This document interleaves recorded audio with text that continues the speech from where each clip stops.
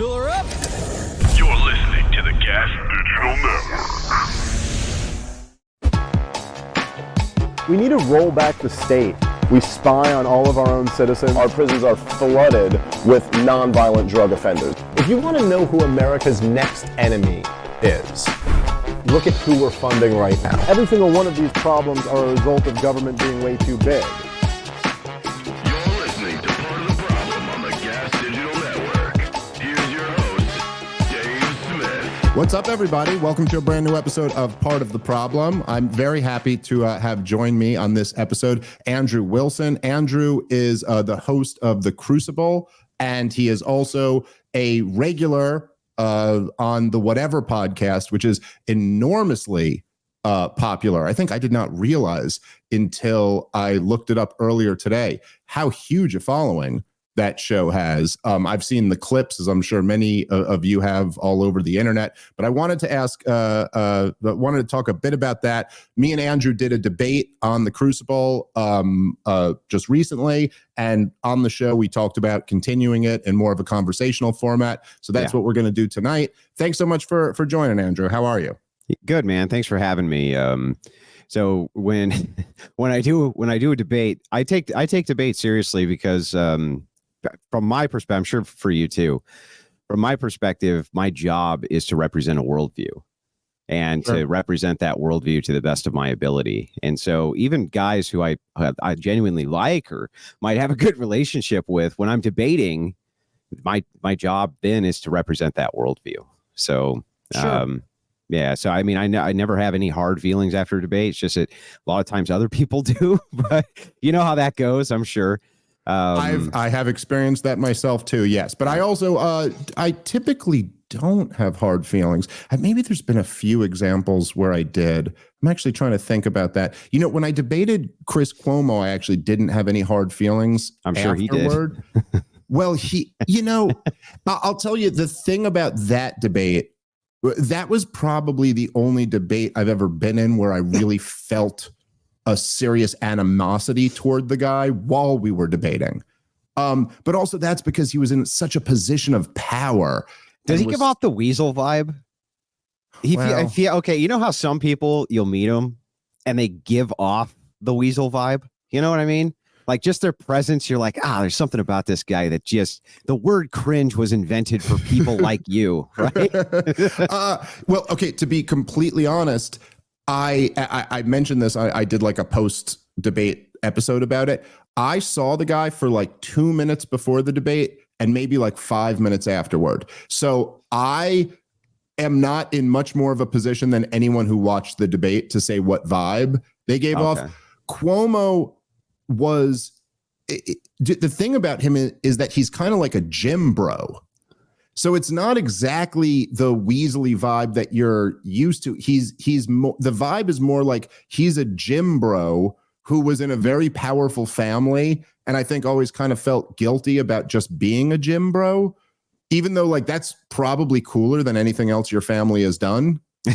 But you know what I mean? But like he feels like this is why Fredo upset him so much as an insult, because it was like, oh, they called you the dumb brother who didn't inherit the family's, that wasn't the true heir. So there was a whole weird other vibe to him. But maybe it's because that debate was so one-sided. I didn't like harbor animosity after. But while I was in the debate and they were playing the clips of him like mocking people for not getting the COVID jab, I was getting legitimately more angry than I've ever been in the middle of a debate.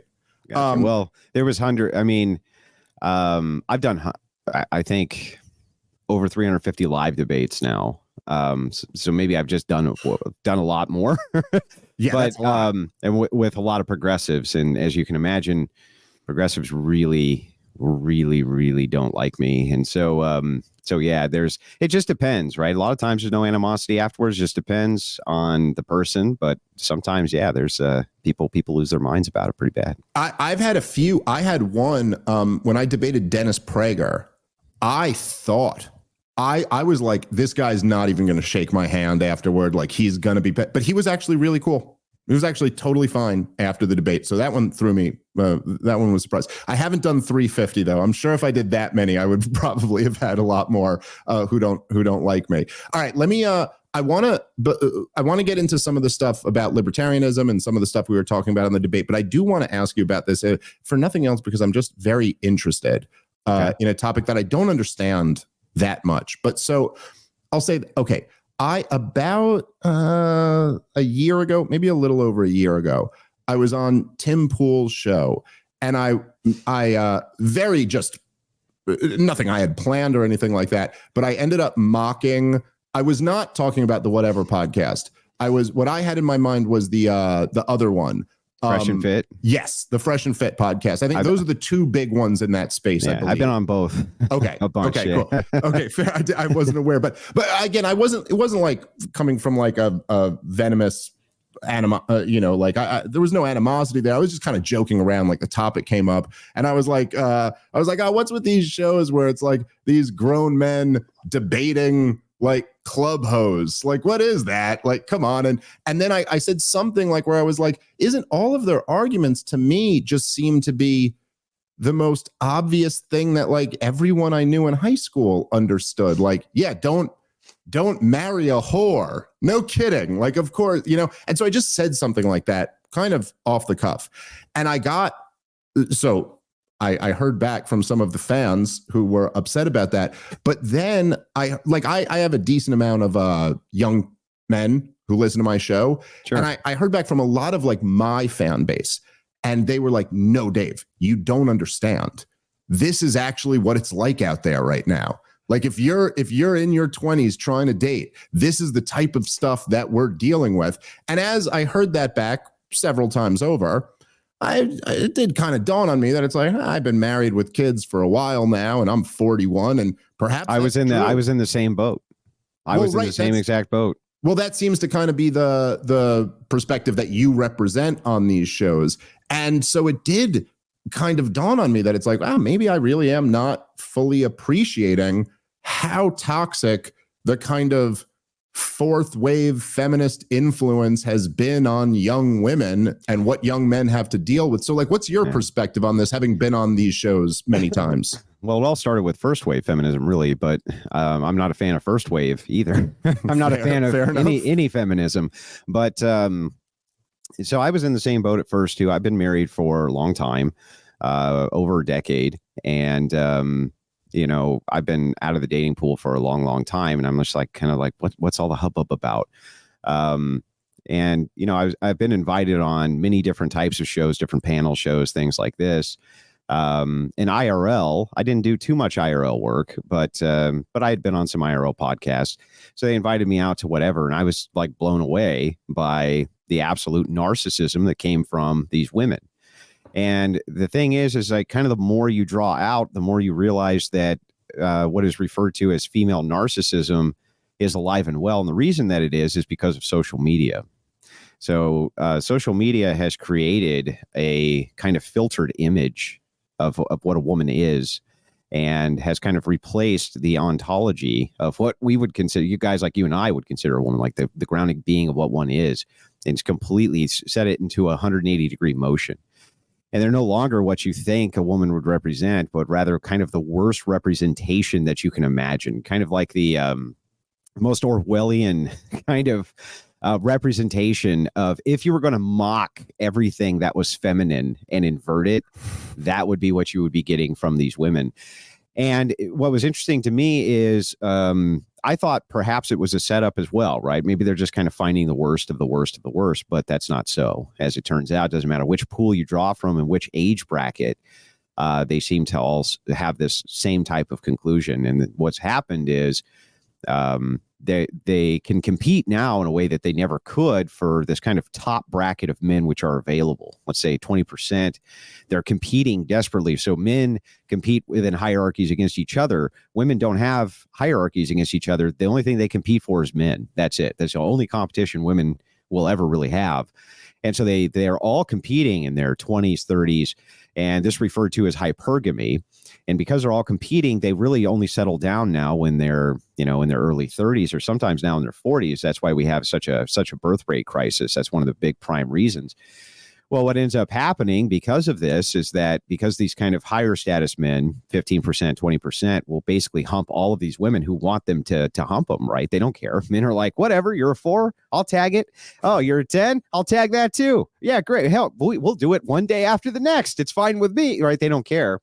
But for the women, that actually causes them to be socially devalued. So the more men they sleep with, the more socially devalued they are by other men. And so they become kind of what is referred to as leftovers, right? And they're kind of picking up men who are leftovers, who are in the bottom tier, and they don't really treat them very well. And it's not really a great life for them. So social media has enabled all of these women to begin to compete for that higher echelon of men. And that's never happened before in history. And we have no idea how to deal with this at all. There's just nobody has any clue. It is, as you said, I think you're probably right that social media is one of the huge culprits in this. I also, there's others. There's just how far, and look, I agree with you. I have plenty of criticisms of first wave feminism and second wave feminism, but something has clearly changed, like in the last 30 years. And this is why I don't even know how popular the term fourth wave feminism is, but third wave feminism was like the 90s, and there's something else going on, whatever you would classify this as. It's not. Well, I really think it does boil down to social media, and I'll give you the reasoning behind it. Sure. So you can imagine in America, even going up to the 80s, that you were a product of your friend group. Right. Girls would spend hours and hours and hours on the phone. They had kind of their own social media that way. Every 80s movie forever is making fun of it. Right. And every 90s movie, the girl on the telephone, dad comes in, get off the phone. You know what I mean? Oh, you've been on it for hours and need the line untied. It's every movie ever.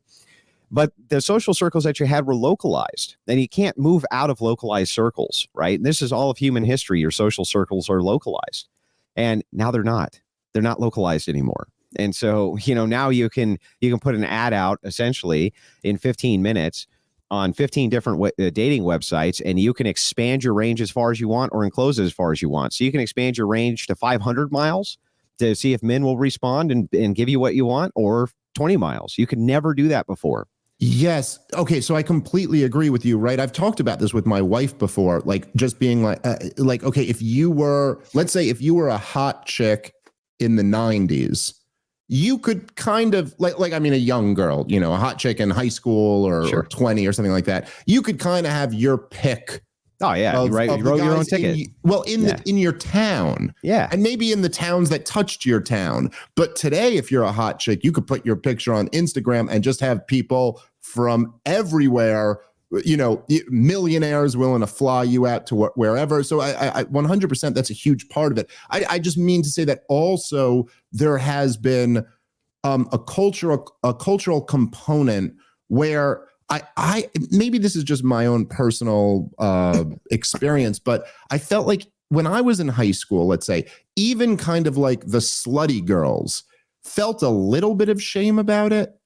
And I do think there was like a cultural component to almost trying to remove any sense of like feeling ashamed. I mean, look, again, when I was a kid, even the slutty girls, the idea that they would just have like, naked pictures of themselves for all the guys in their high school to see would have been like, no one could have fathomed that. Even those girls would have been mortified if they had known it. And now it seems like that's like, I'm not saying every girl's doing that, but it certainly is much more normalized than ever before. You're absolutely right. So what's happened is this is the strangest experiment that nobody ever knew was going to happen with the advent of the internet.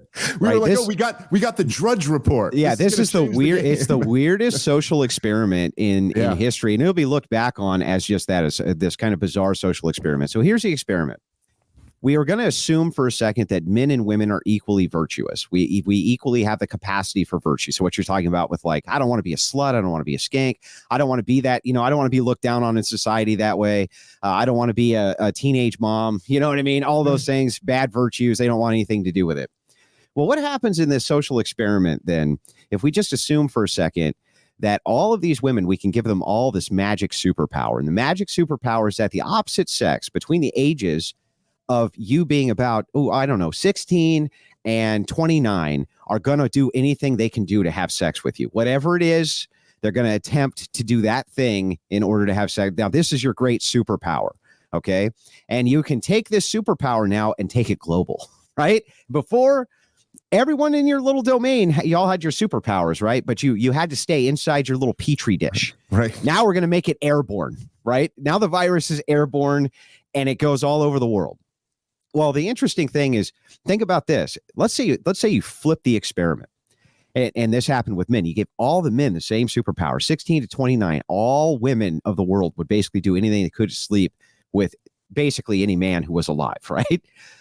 We wouldn't really be much better. Right? We would be all kinds of fucked up. We'd be all kinds of messed up. We'd be all kinds of screwed up if we could take that global and just whatever chick we wanted, if we just paid a little bit of attention to them and they would give us whatever the hell we wanted, we really wouldn't be any better. So on the virtue scale, what's happened is, because it's become a global phenomenon, the virtue's gone right out the fucking window. It's gone right out the window.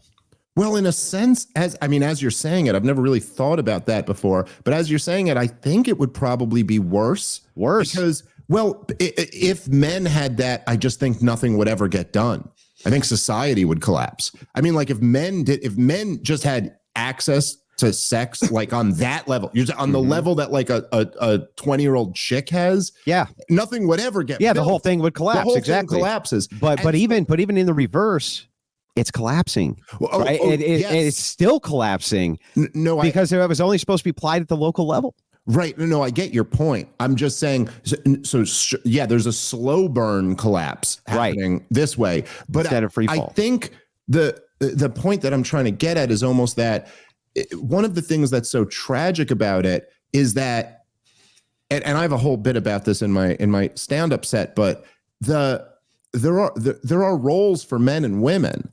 And it's almost like what's so tragic is that the role for women is to not be that. That's the whole point. The whole point of like a society is that obviously men are going to be dogs to some degree, and men have to be civilized out of that. And you need kind of a good woman to kind of let you know, like, okay, I shouldn't just be chasing tail. I should be like kind of getting my life together a little bit. But we, in some sense, we count on women to be the ones who aren't men. Right. Well, that's like the tail's end. Women are acting like men. Right. Well, that's the tail's end, right? So you're talking about the masculine, like kind of the masculine flip. So you're talking about the feminine to masculine flip. But think about it the other direction too. So this is where it gets really interesting. So if you think about it at a local level, this is kind of brilliant, right? God's plan here, brilliant plan. So here's how it works. Localized, you're going to have X amount of men, not very many, who are these really high status guys. They kick the shit out of everybody. They make a lot of money. Everybody loves them. They think that they're great. They don't even particularly have to be handsome to be high status, right? They get the hot cheerleader. They make the good looking babies, right? They get the blowjob for breakfast. That's what happens for those guys. Okay. They get the pick of the litter. Now, the thing is because they only get one, all the other little ugly fucks in the town, right? There's still a chick for them. There's still somebody for them, right? In fact, there's an overage because it's 51% to 50 or 49 when it comes to men and women, right? And then men go off and die in wars and die on the job and shit like that. So there's usually a little bit of an overage. So you're going to get a chick, okay? But what happens when you broaden that globally and you take that same cheerleader and now it's not just that one guy, that one Omega Chad. Now it's 1 million Omega Chads and they can compete for all of them. So the thing is that localized is a brilliant plan. This works great. I mean, you couldn't ask for a better plan than this until you make it airborne, until you make it viral.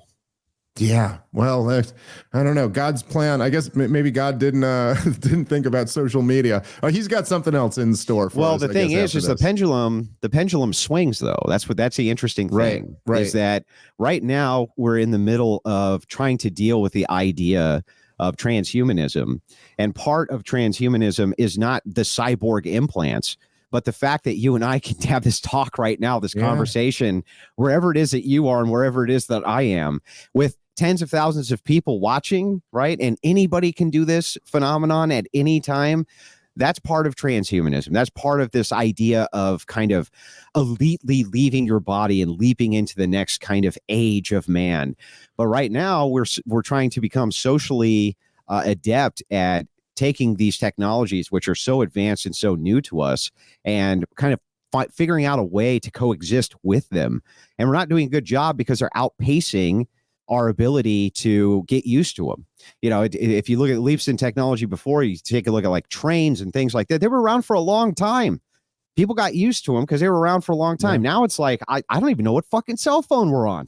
Right? I don't even know what cell phone we're on. I don't know what iPad we're on. I couldn't tell you the latest computer chipset. I couldn't tell you any of that shit.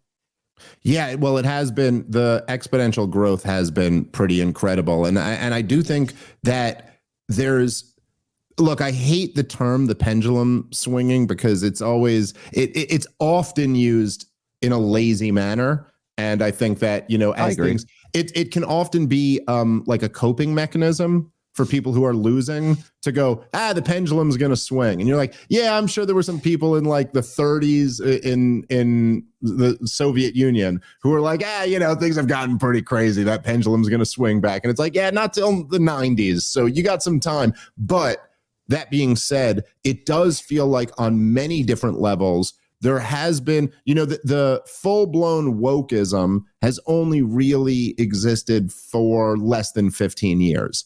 And it does seem like something different is happening over these last couple years. And I think COVID had a lot to do with this. I think there were a lot of things that were just like a large percentage of the population was kind of like, this is enough. We're pushing back against this now. The trans kids thing has a lot to do with that. Like that was kind of a line in the sand, I think, for a lot of people. But look, the overwhelming thing from what I've seen of the Whatever podcast and Fresh and Fit and stuff like that, it makes me deeply sad. Well, the thing is, that's good though, right? The visceral response is good to kind of shock you out of apathy.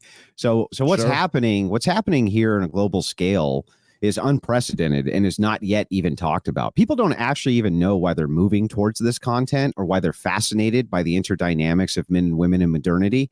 They don't even know why yet, but they're going to. They're going to look back and see that this was a population collapse of epic proportion, which was global, because of this idea of hypergamy and the idea of competing. Now you can compete for the most high status men on planet Earth, even if you're, mid 4, right? You can still throw your hat in the arena. And this has just never been done before. This social experiment has never, the potential for it was never even there. There just wasn't any. If you were one of those lucky girls who flew around the world and met all the, kind of rich, hot guys and the basketball players and the football players, you were really one of the few. Yeah. That was not available to most women. Now it's available to all of them. Now there's kind of just normal women sleeping with celebrities. There's normal women sleeping with football players. There's just really kind of normies. They're not even in the groupies in the bands anymore. You don't even have to be a groupie. You don't even have to follow the band around. You can just kind of show up at a gig, right? And away you go. And this is, again, because the social experiment is so new, we have no answer for it. Nobody's figured out any sort of solutions for this.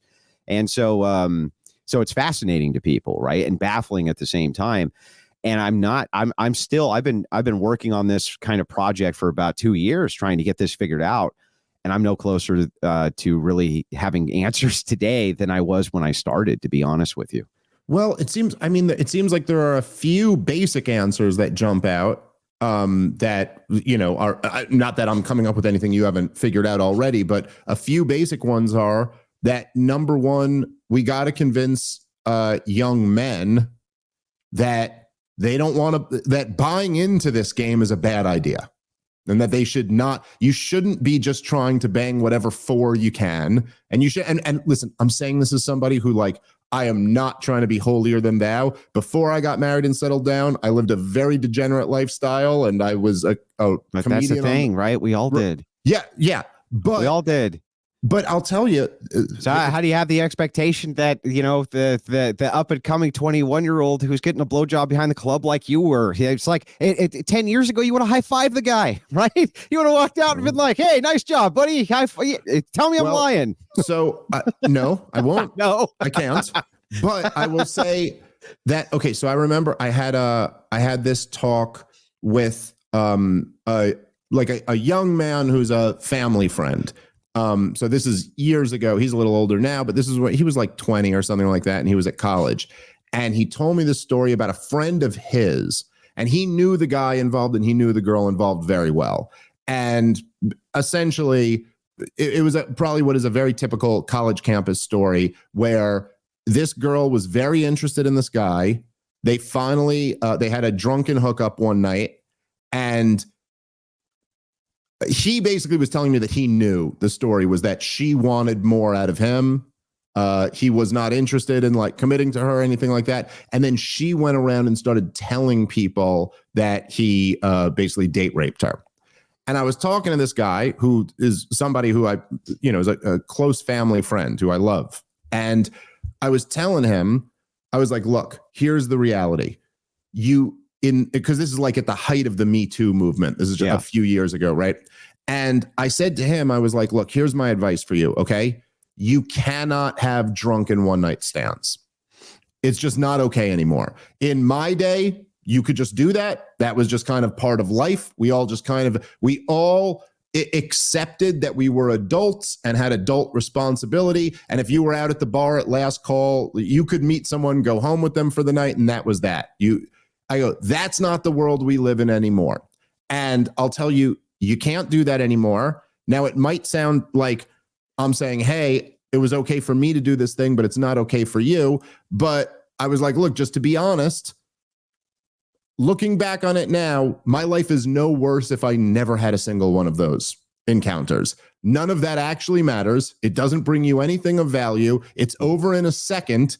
And it's pure materialism. Yeah, that's right. And look, it's one of the things, as you're talking about, I completely agree with you that I think one of the groups of big losers is like just regular guys who in the past it would have been much easier for them to find a loyal wife, and now they've got to compete with the upper echelon of men. But I also just feel like every one of those girls, at least of the clips I've seen, every one of those girls who you're talking to, I feel like you are losing so much in this. Like the whole system was set up for you. The whole system. I know they want to define everything, but that's that's a great part of the social experiment, right? Well, right, but they define everything pre-feminism as being patriarchy or something like that. When in actuality, the way the system was set up was like, okay, we have these natural impulses. Guys want to get laid. And so the old system was like, hey, you want to get laid? Well, before you can do that, you have to commit to this woman for life. Well, it was interesting. The system pre-feminism was actually much more rigorous on the woman's side.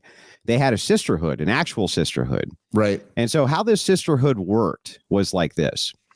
If there was a woman who was being a skank or, this type of thing, or going after the various men, they would take care of that problem. And the reason that they would is because they were like, look, you're going to fuck this up for everybody. You're going to fuck this up for all of us. Right. Okay. If these dudes realize that they can get this from us, right.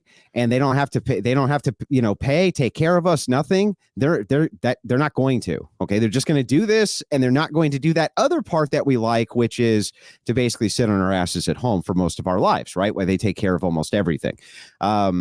And it was a glorious exchange from the man and woman's perspective. It was a pretty glorious exchange, right? The men didn't give a shit. They were happy with that. Hey, you had my kids. You cooked the meals. If you have a bit of luxury in modernity, perfect. I don't care. The 1920s, 1910s, not a bad time to be a woman, I got to tell you. And they lived pretty comfy lives. And they had that sisterhood made sense then. Now the sisterhood is different. Now they actually, because they make these choices early in life to devalue themselves through degeneracy, the sisterhood actually pushes women who want to stay chaste towards that lifestyle. And what it is pulling up the ladder behind them, right? They're going, okay, what we're going to do is this. We can't have you, Mrs. Virgin, pretty Midwest girl, go after these high value men who don't want me anymore because I fucked 30 dudes behind an Arby's one night. Instead, what we're going to do is we're going to push you into that same lifestyle and tell you, no, you don't want that. These men are all bad. They're just taking advantage of you. Why even save yourself? Blah, blah, blah, blah, blah, blah, blah, right? That's what they're doing. So now the sisterhood's totally counterintuitive. It's doing the opposite of what it used to do, which is insane. That's the result of feminism. Well, yeah, I agree. I agree. And I think it is the result of feminism. I think that I think women are, generally speaking, they're more easily led. Oh, yeah. Than men are, right? So women kind of like to, and this is something that I think almost everybody who knows women know. I think most women, if they're being honest, would admit this. Women are very likely to take on the characteristics of the guy they're with. They're much more likely to, like, a woman will tell you, this is what I want and this is what I want. And then some guy will come around and be like, no, you don't want that. You want this. And they'll go, yep, you're right. That's actually what I want. And so I just think that when including where to eat, right? Yes. You have to read their mind. That's how that works. You know this. You're a married man. But it is what most women really want is somebody to lead them. And this is, again, I think this is built into how we were created. This is the inherent dynamics in us. And the problem is that when all of the cultural forces and all of the kind of, quote, leaders are pushing women in this direction, they tend to fall into it. And, you know, I'll say the thing that is, and I'm sure you feel this way too, because I know you're married and you got kids, that there's something really sad for all parties involved. Even when you see like even if she's like a gorgeous girl and she's 25 and she's on OnlyFans or whatever, you know, a lot of the girls you talk to and they're making a ton of money. You're like, yeah, but oh my God, talk about a Faustian bargain. Like you've sold your soul. You sold out, and forget even whether you're religious or not. You could be a complete atheist. What I'm saying is that imagine selling out the second half of your life for a little bit of gain in the first half. You know, it's worse. It's worse. Sure. I used to feel bad. I used to feel, bad for a lot of these women. Kind of had the same take you did, where you're just like, this is sad, right? This is just sad what's going on. Until I started to engage with them for just hours and hours and hours and hundreds and hundreds and hundreds of different women. And I realized something important. I started asking this question. And the hypothetical goes something like this. There's many different variations I ask it in, but I'll just kind of give you the crux of it. If we're coming to the very last generation of humanity, okay, and it's going to be the most comfortable that you've ever lived, that every woman has ever lived, but that's going to be the last generation. Or we introduce just a modicum of discomfort, a little bit of discomfort, and through that discomfort, the human species continues on. Right? Which would you prefer? And every single woman without flaw says, well, that's the end of the human race. That's the end of the human species.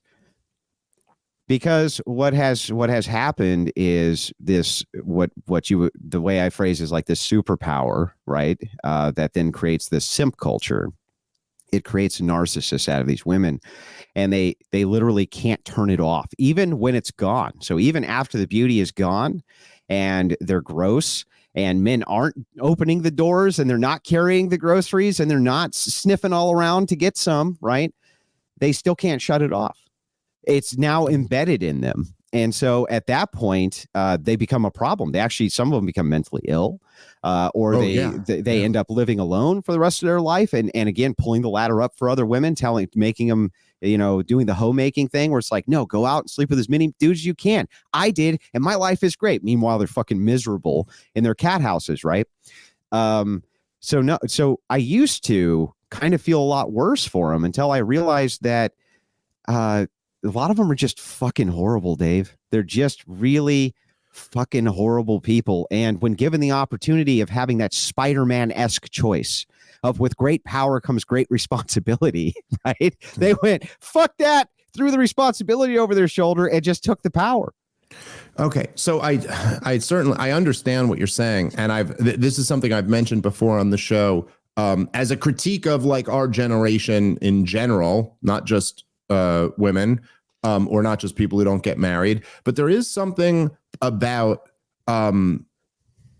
feeling a responsibility toward the next generation, and feeling and you could have this even if you don't have kids. They're not even having a next generation. Well, right. Makes it a lot easier if you do have kids, by the way. But yeah, no, but I just mean that it's kind of like, look, as you were mentioning earlier, right?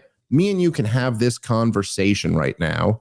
In a previous time, we never would have been able to meet each other, let alone, like have this conversation in front of it'll be a couple 100,000 people by the time this is all out there. Sure. And but previously, if we ever, and when I say previously, I mean like when we were kids, if anyone wanted to have this, you would have had to be gotten a job from some corporation. We never could have spoke freely in the way that me and you are speaking right now. But even beyond that, I mean, the fact that like we have life-saving medications and we have air conditioning and we have all these things that just, paved extreme roads, comfort, extreme comfort compared to every previous generation. Mm-hmm. And the reason we exist is because previous generations have had kids. And the reason we have this extreme comfort is because previous generations have worked their fingers to the bone.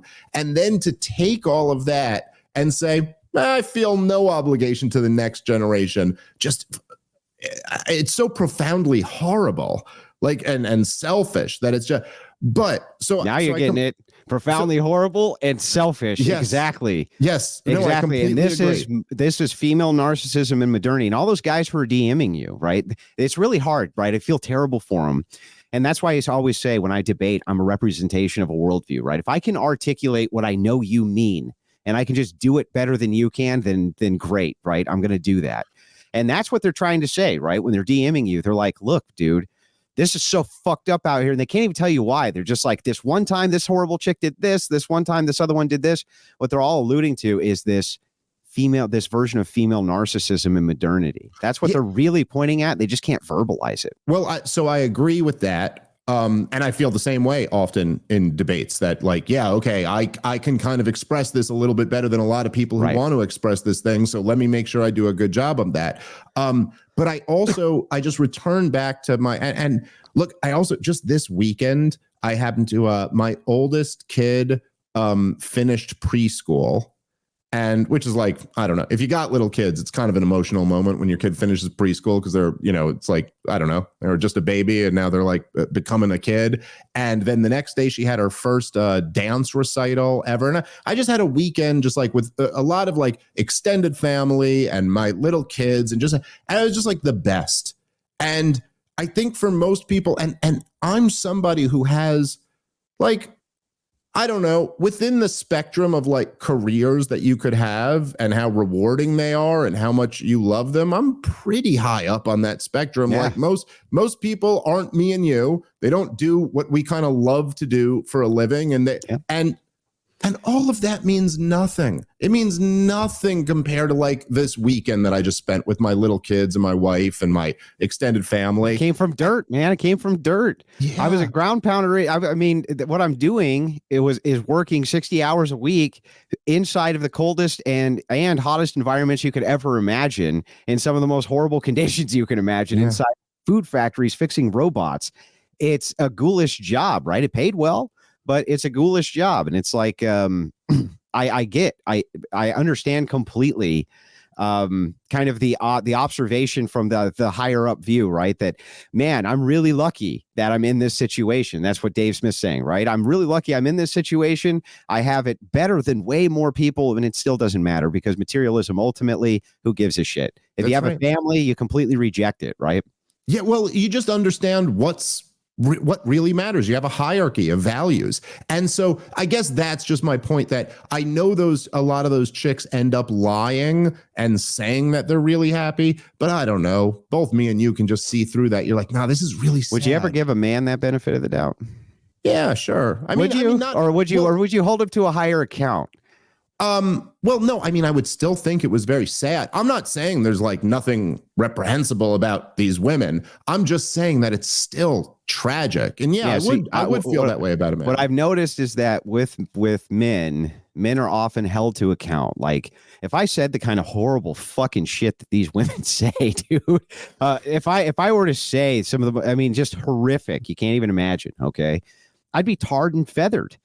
Okay. I mean, Yeah. people would throw things at me in the street. They would, and I would deserve it. Okay. I would be held to account for it. And it's kind of given a pass. And the reason that they're given a pass on this is essentially because men who also live inside of a gynocentric feminized society, they have been taught that women don't do wrong things. Men are abusers. Men are the beaters. Men are the ones who are doing all the domestic violence. Men are the ones walking out on their kids. Men are the ones who are the violent, evil element of society. Not women. Women are great. They're fantastic. They teach your children. They're kind. They don't even fart, Dave, right? They're perfect.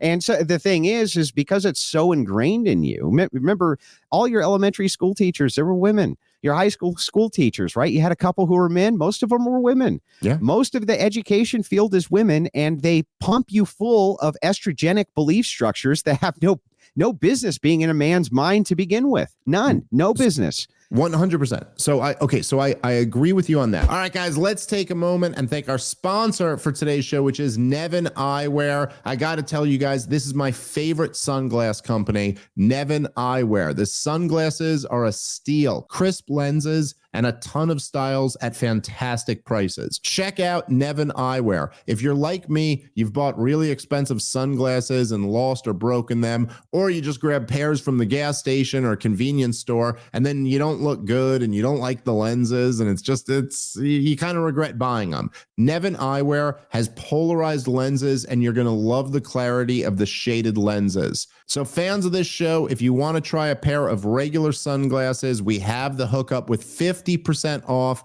on any one regular pair with the code PROBLEM. Or if you want to stock up, you can get their buy one, get two free deal. You should know these discounts aren't available on prescriptions, but check them out, nevineyewear.com, for quality shades at a great price. nevineyewear.com/discount/problem. That's the website you want to go to get the best possible deal. nevineyewear.com/discount/problem. All right, let's get back into the show.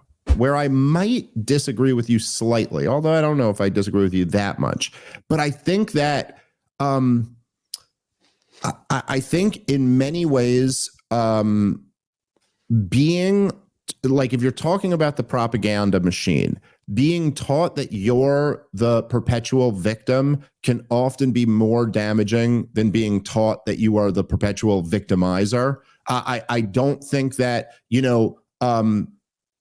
like, for example, if I had, I don't have kids this age, but and my kids won't be going to like crazy liberal arts schools. But like, if you had yeah, no, that won't happen. But if you had like a 20-year-old white male son who was in some liberal arts college, being taught that they are the colonizers and they're the evil ones and all of this, I certainly would object to that. If I had a 20-year-old black son who was being taught in that same liberal arts school that he is a perpetual victim and that society is out to get him and that everything bad that ever happened to him happened because of systemic racism, if I had to pick, I actually think the latter is more damaging. And again, I'm not saying all of it is horrible, you know what I mean? But there is something about like what the culture has pushed on young girls, particularly when I do also think that, I can encapsulate this idea easily for you, right? Sure. What you're referring to is what's referred to as Schrodinger's feminist. Okay. Right. Here's how Schrodinger's feminist works. I'm a badass boss bitch CEO, and I am fucking epic and awesome in every way. The patriarchy abuses me. The patriarchy has made it so that I can't work. The patriarchy has made it so that I don't make the same amount of money as men. The patriarchy has made it so that I'm just looked at as a womb in society. That's what they look at it, right? What you're trying to encapsulate here is this idea. When you're talking about this kind of like cultural push in on a woman's heart, right, and a girl's heart versus a man's heart, it's really the idea of Schrodinger's feminist. You're a victim while at the same time you're not victimized, right? You're oppressed while at the same time you can be in the highest echelons oppressing others, right? It's a complete and total duality of expression and culture towards women. And of course, it's going to breed a narcissistic style personality, right? How could it not? Yeah, you have no responsibilities while at the same time you could be at the highest echelon. It's like that's an insane message, right? Yeah, no, it sure is. But it's Schrodinger's. It's called Schrodinger's feminist, and that's really what I think you're trying to encapsulate there. Yeah, well, I guess all I'm saying is that I do feel bad for women in that situation, and then also, and this is my own, whatever sexism, for lack of a better term, is that I also think that, like, I think women and girls are more susceptible to this type of thing. And actually, it's like a complete inverse of the feminist narrative, which is the feminist narrative is something like men had their boots on our throats until we finally fought our way out, or right. men allowed us with our words. Yeah. We used really strong language and they just complied. Right, like, which makes no sense whatsoever. But my version of this is more like men always understood that women were the gentler sex and needed to be protected in these ways. And then men kind of abdicated their responsibility toward that and allowed these women to be so captured by these institutions and this propaganda that the most natural thing in women, listen, man, dude, and I remember this even from my day, and I'm talking about growing up as like a 90s kid. I did not grow up as a 1930s kid. I'm not saying like in some faraway time that you can't even, I'm saying even then, even with no like presence of God and chivalry and all of these traditions were already gone by the 90s. I got to give it. Well, let me just say, sorry. Go ahead. Yeah, I'm sorry. But women, when they got into their 20s, started having baby fever. And they all wanted to settle down and get married because it's so in them. And we as men in our society have so like lost the plot that we stopped protecting women and allowing them to be what they were supposed to be. Got to be careful. Is there nothing to that? There's it's actually a very feminist take. So here, let me explain. Yeah, let me explain why. I thought I was being a real chauvinist about it. I know. Not well. I mean, you would be considered a chauvinist by a feminist standpoint, right? But the feminists have even lost the plot of the original feminists, who were even in some ways worse, right? The original protectors here were not men. They were women. The original protectors of women's messaging were women. So the original suffrage, which happened, right? The suffragettes were completely outgunned and outmanned. Women didn't want the vote. Yeah. They didn't want nothing to do with that shit. They didn't want any of those responsibilities. They didn't want any of it. They had great propaganda. And what they had more than anything was they had the moral high ground. They said, if we're not part of the political apparatus, we can go after women's issues and we can't be used. We can't be used because they can't buy us. They can't buy our votes. Right. So we always have the certitude of the moral high ground, whereas we're going to give that up if we become political pawns. These were the anti-suffragette arguments. Right. And they were good arguments and they hit home. And what they said was, and I can send you a whole ton. In fact, my wife's book, Occult Feminism, you should check it out. It has a lot of this in there. But originally what they were saying to him is, if you allow this to happen, women are going to become total narcissists. They're going to become completely narcissistic. And they basically called modernity before modernity happened. Now, they had, it didn't quite map on because it couldn't foresee technology, but I mean, it's close enough. And what they said is, look, you're going to fuck it up for everybody. Stop. And it was actually men. It was men, these rich industrialists who were behind this, like, well, you probably know some of the names, but some rich industrialists who were behind this really pushing it in because they wanted these women in their factories. They wanted them in there to work for cheap. They wanted to expand the labor pool so that they could expand GDP. It was all, I mean, industrialism did a lot of this. And so and then they were really pushing for it. They were funding it, the whole 9 yards. So women actually were gatekeeping their virtue far better than men ever did.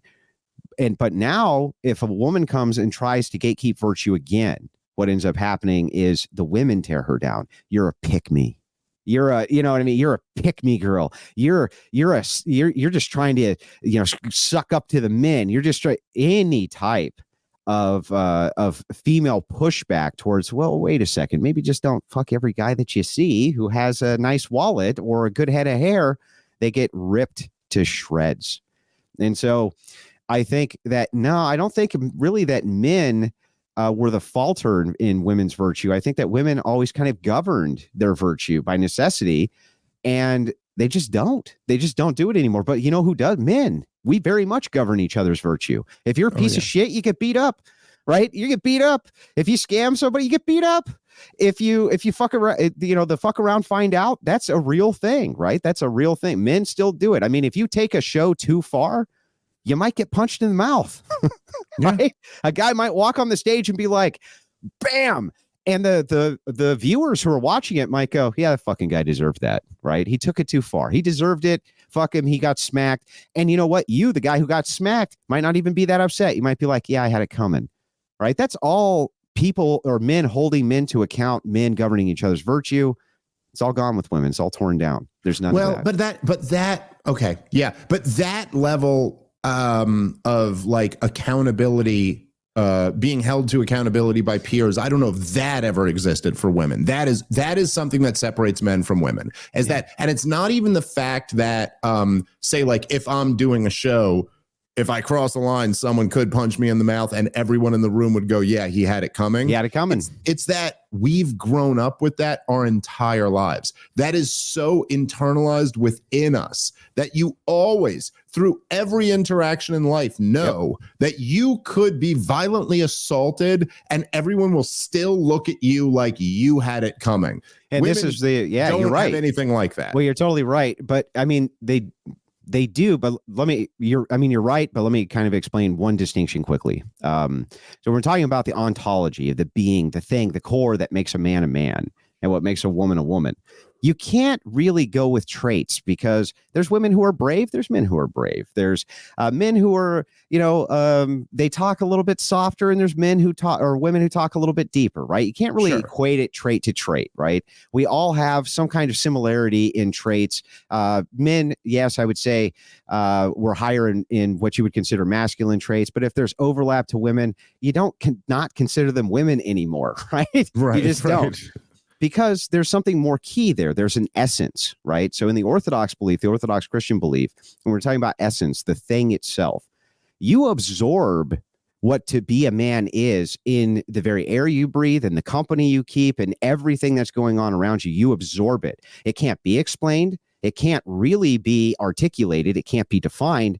And it doesn't need to be because we've captured the essence. When I say the word man, we've captured everything that's supposed to be because we've lived it, breathed it, are it, right? We can't even describe it. We don't need to.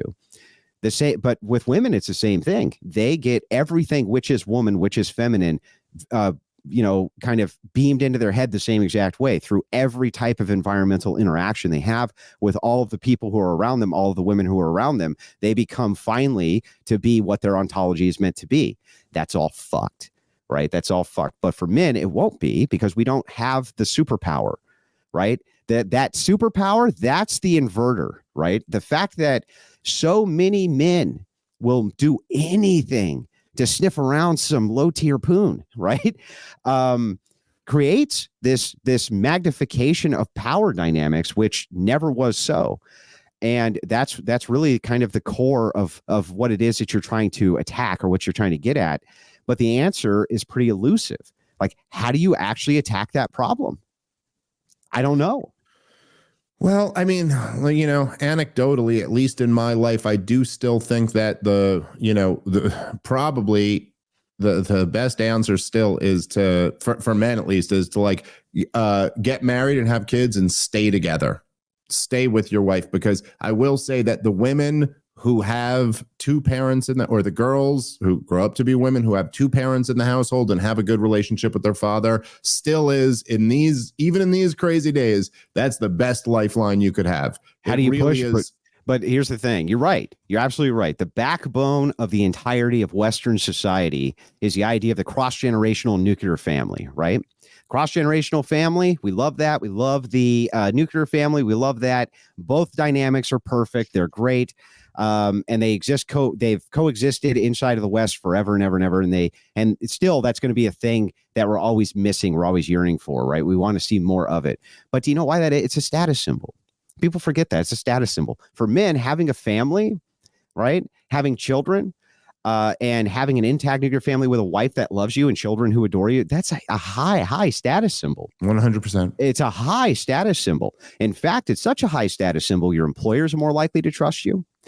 Your friends are more likely to trust you.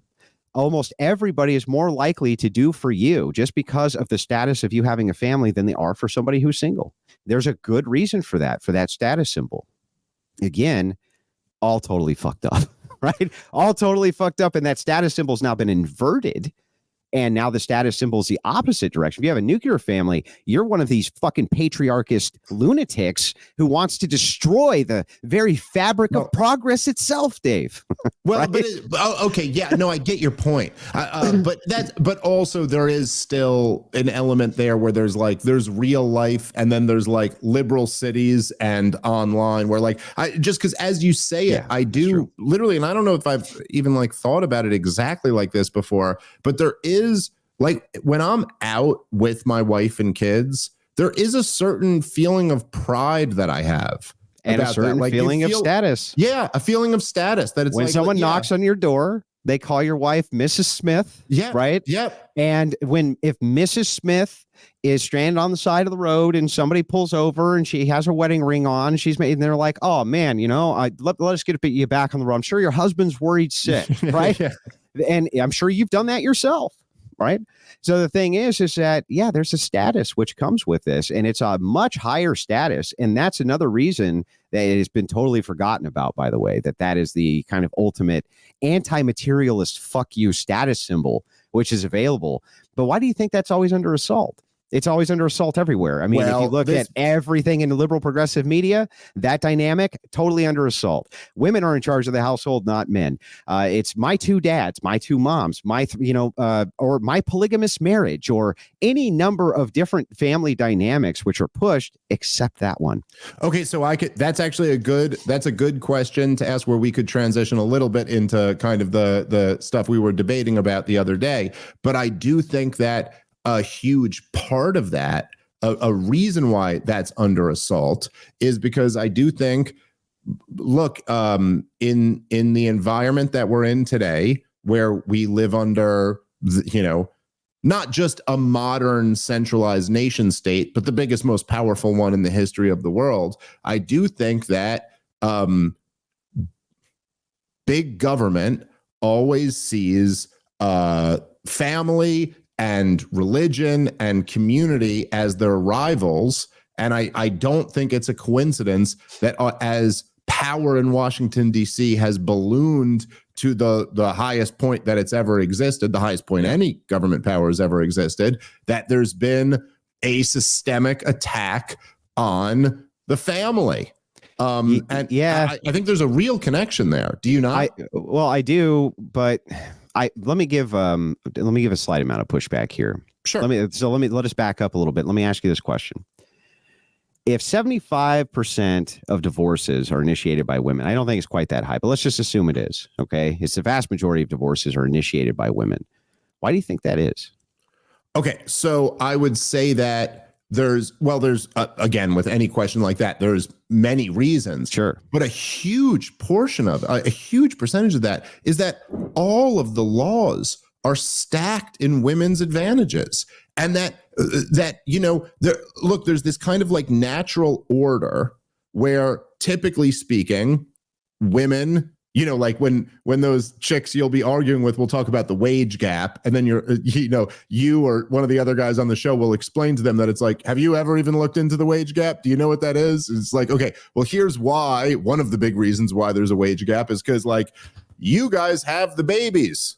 And typically speaking, after you have the babies, you have to nurse the babies and you have to take care of the babies, and someone's got to stay with the babies. And it tends to make more sense for the men to be the breadwinners and to be the ones working, especially since we don't even know what to do with the freaking babies when they're newborns, and you guys have it all genetically encoded into you. And so the natural order, or the natural market order, if you want to look at it that way, would be that the man has this really big bargaining chip.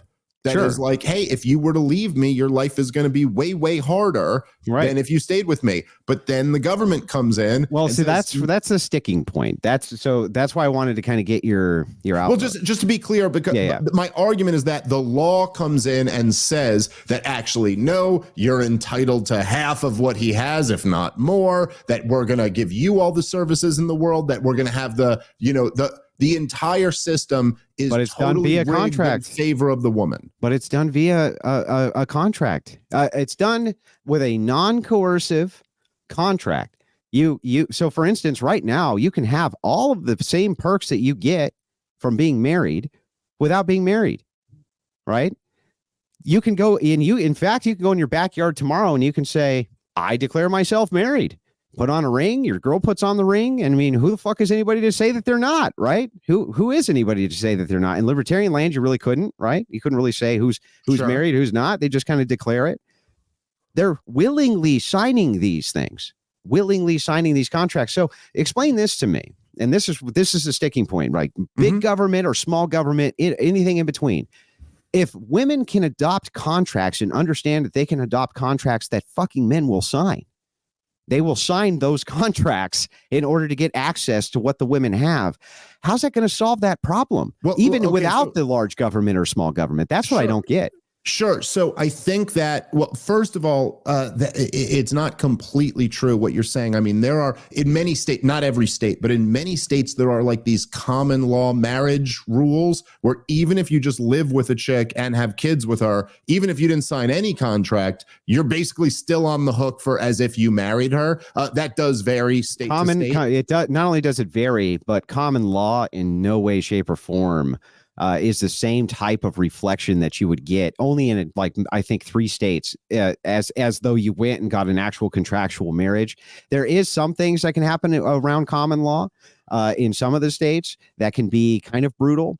But there's many states where it's not even a thing, right? It's not even a big problem. So let's assume you're in one of those states and it still has the same divorce rate. It's still high. Right, but it's not genuinely a contractual agreement. I mean, what happened is that there is this cultural institution called marriage, which men have been and women have been engaging in for, from the beginning of civilization. Totally agree. And all of the sudden, the rules have switched now. And it's not as if like men, when they get married, sign a contract that says, hey, if this doesn't work out, you get 50% of what I own and all of the rules will be rigged against me and all of that. All you do is sign a marriage certificate. You may know or you may not know that the rules are rigged against you, but this is not in any meaningful sense like a contract that you entered into. Sure it is. I mean, you're entering into this contract, which is easier to break than a cell phone contract, right? It's easier to break than a cell phone contract. Yeah, but the difference also what is is the incentive? With a cell phone, you sign a contract. That has like in all the of marriage, the you're signing a contract too. You're signing off on the marriage license and the contractual obligations that come with that.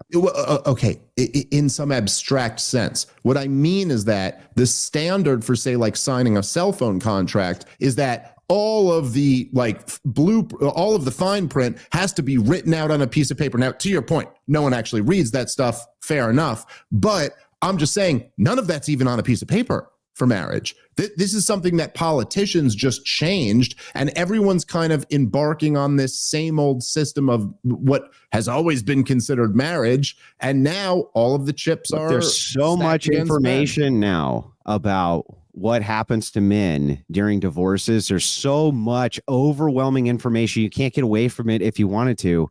They're still signing the contracts because they want access to these chicks. So what I'm asking, I guess, in a non-abstract way, if we were to have libertarian land, right? And by the way, this wasn't me, to be completely honest. One of the chatters that I have, though, said it was only 9 states have common law practice. I knew it was small, but I didn't know how small. So anyway, inside of libertarian land, where you're free to make contractual agreements of any kind, absent coercion, right? What the fuck would actually stop women from drafting this similar style or vulturous lawyers from drafting up one of these vulture-like contracts, and men who are puppy-eyed and want that poon Sign them. I mean, it seems like they do it now, right?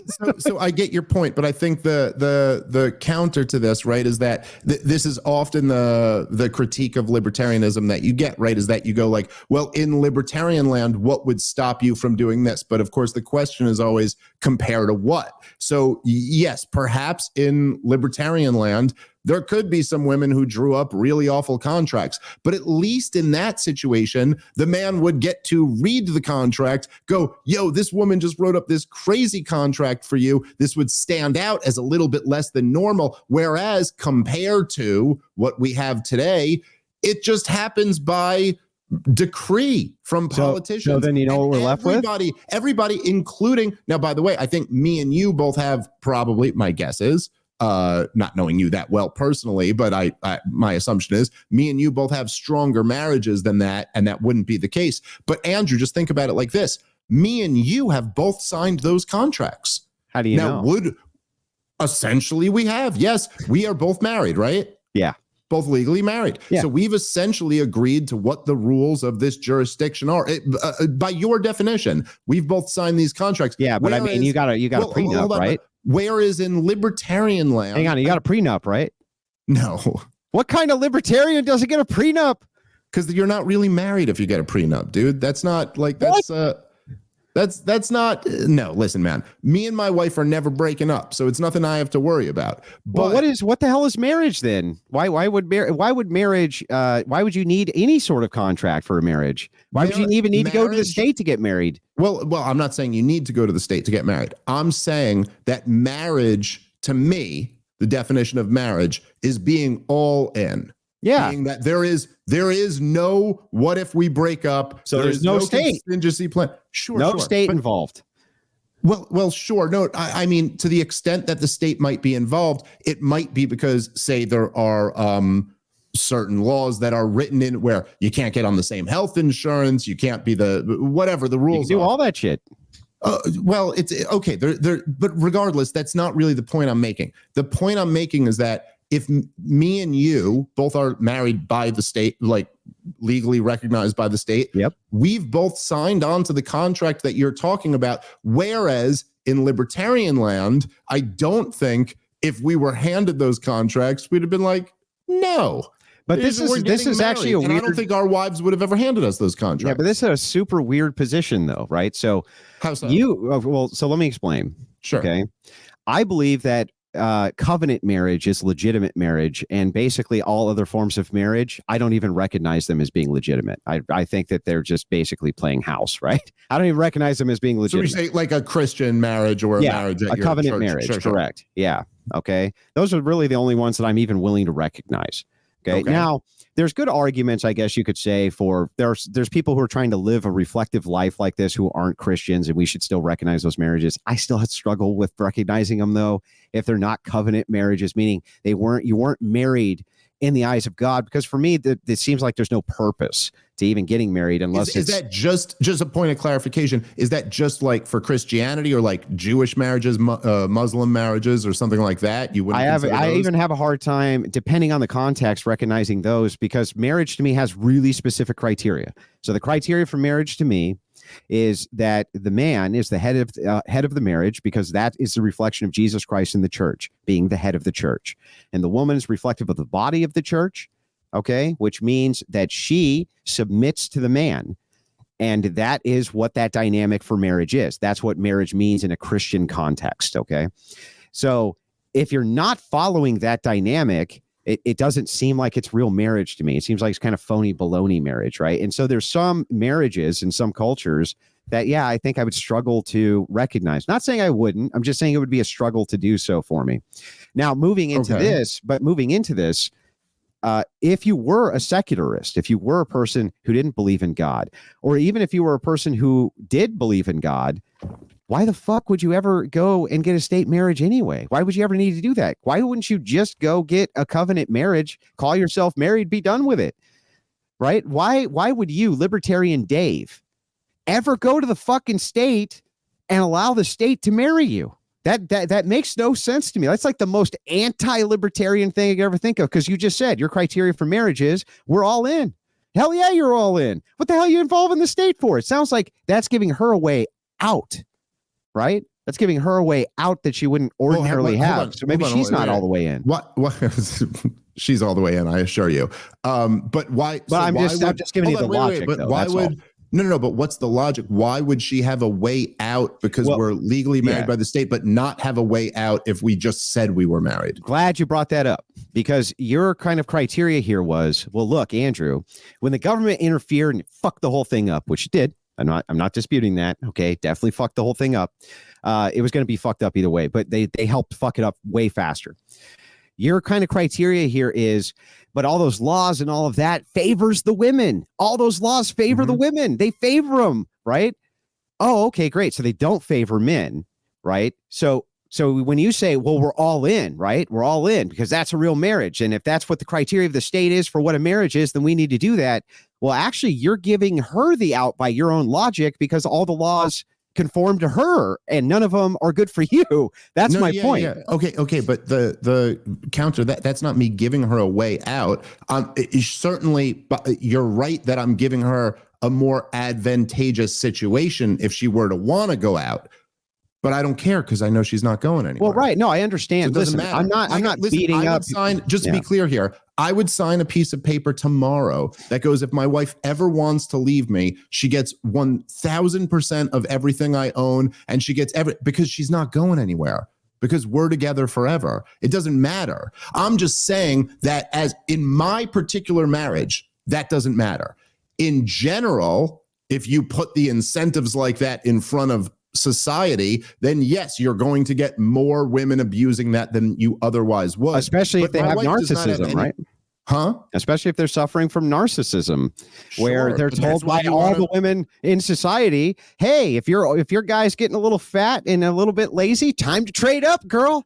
Time to go. Girl power. Time to trade up, girl.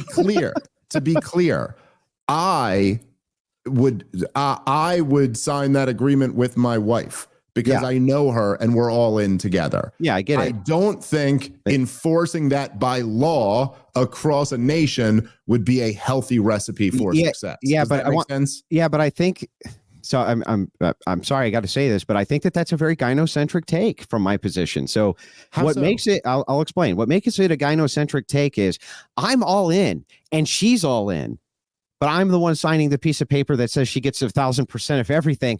What is she saying? She'd sign the same thing. And this is in the abstract. I'm sure she would, right? The only reason I'm using you is because I'm trying to kind of articulate how I see things. And you're the example because you're right in front of me. Sure. So anyway, what I would say here is the risk, though, the entirety of the risk is yours to take here.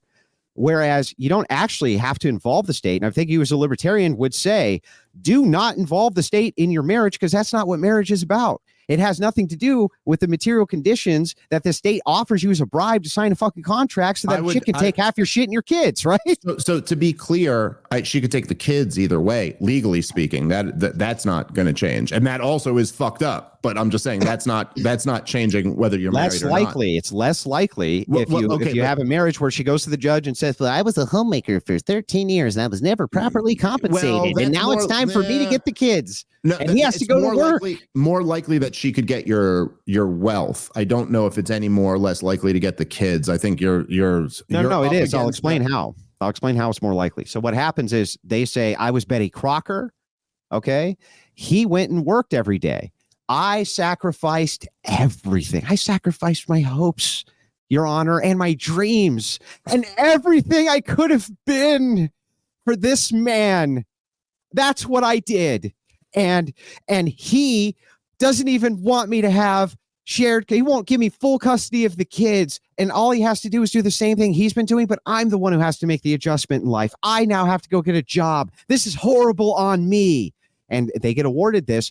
So much, David, it will blow your fucking mind. No. I'm not. Listen, it doesn't blow my mind. I know a lot of people who have been through this situation, and there's no question, like, especially in divorce court where like everyone's a woman, like you go into everyone involved, including the judge, is a woman. I'm just saying that even if you were never legally married by the state, you're still going to have a very tough time if you're in a custody battle. But the point, not with a prenup. You can get them prenups. Even with prenups. Do you know that? Do you know dude. that 80? So James Sexton, he's an attorney. He's a divorce attorney out of New York. A good friend of mine. I talk to him all the time. Great guy. He's written books on this this very topic, on how to stay married and then kind of the legal in and outs. Right. I think he said it's like 80% of prenuptial agreements are enforced to the letter. Almost all. Oh, the overwhelming majority. 80 is not that great for a contractual agreement, but better than it's better than a business agreement. Sure. Better than business agreements. Is that better? Is that better? Oh, okay. Yeah, and as far as partnership agreements go, when you have like all sorts of contractual conditions, I think that he said that those fail around 40. It's like a 40% failure, right? So it's even higher. So it's like, it seems like the best advantage that you would have then to offset this would be for both you and the wife to just sign a prenup and then have a backyard wedding, call yourself married, and be done with the whole thing.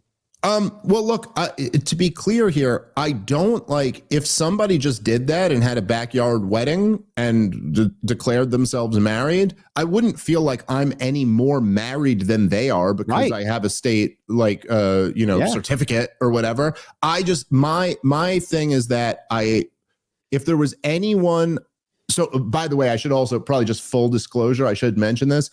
I didn't really have any money when I got married. I just started making money when I first started dating my wife, like a little bit of money. And she was totally in love with me, but had nothing to do with the money. And I've made a decent amount since we've been married. But so a prenup wouldn't have even like been necessary in my situation. But even for friends of mine who I know who are like single now, who have money, if they were like, hey, I'm marrying a chick, but I feel like I got to get her to sign a prenup, my instinct on that is already to be kind of like, dude, if you're even a little bit concerned that she might try to leave you and take your money, just don't marry this chick. Yeah, but that's such a weird position to say on the one hand that the state is super coercive and biased towards men when it comes to this institution of marriage, but at the same time don't combat the state by doing a private contract. That seems totally counterintuitive to your position. Well, to be clear, no, I don't think it is.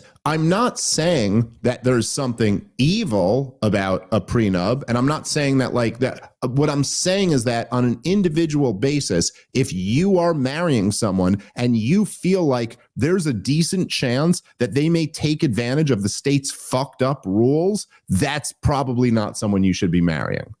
Does that make sense? Not really. So, I mean, because here's the thing, because all you're doing then, I think you're feeding into the gynocentrism of the man takes all the risk. You don't take any fucking risk, right? The state is going to side on behalf of. So here's the thing. You can agree with me that you can be with the perfect woman. You could be madly in love with her. You know, in your heart of hearts, she's in love with you. And in 6 years, she leaves your ass. It can happen. Right. There's not. And the thing is you've known guys this has happened to. I've known guys that this has happened to. It happens to good people all the time. Okay, sometimes it's just a switch is flipped. But so why would you ever give them the advice? So why would you ever give the advice then, knowing that the laws of the state are going to fall to the woman, to tell men not to get a prenup? That's crazy. Well, to be clear, my advice wasn't that you should marry this chick anyway without it. I go, if there's a concern about that, my advice was don't marry this chick. But to say, I actually don't agree that there's like these relationships that were perfect and you were totally right. And then a flip switched and she became this cold-hearted bitch who would ruin your entire life. I think there were probably many red flags that you were ignoring all throughout that situation. Look, I agree. You know, love is blind, as they say. And the truth of the matter is I've seen a lot of dudes go into some relationships with some chicks where I'm like, what are you, fucking retarded? But the thing is, yeah, they are being stupid because love is blind. Okay, so then my advice would be don't be stupid. But the thing is like to kind of the kind of point like, no. I'm kind of a threshold above. I have so much trust, and my wife has so much trust that we don't even care. I never even have to worry about it. It's like, okay, maybe, I guess. But I think for the vast, overwhelming majority of men, That is not going to be the case. And the numbers seem to bear out that that's not going to be the case. So advising men in modernity, especially, look, man, if you're going to get married, one, you probably shouldn't involve the state and you should have a covenant marriage. And two, you probably should have a prenup. And the thing is a lot of times churches will advise against prenups. And I'd say I would still get a prenup because they're not with the times. They don't really understand how bad it is out there. But I would still get one. Is the prenup for men who are coming in with like huge sums of money? No, it's with no money. The thing is men often will make their money while they're married. Okay. Mm-hmm. And then women will take that. What the prenup is there for is just to equalize the rules, right? So here you are, you're saying, man, the state, the big, massive government apparatus came in, fucked the whole thing up, made it gynocentric, made sure all the laws defer to women, and all that's true. It is. So if you have this offset that we can give, some kind of offset to men to kind of equal the playing field or make it even, since the woman's ass is already covered by default, why wouldn't we cover theirs? All right, listen, you are making a very strong libertarian argument for prenuptial agreements, but I would just say that my advice, in the same sense that you can have pattern recognition and recognize things in broad swaths, but then you can also like judge things on an individual basis.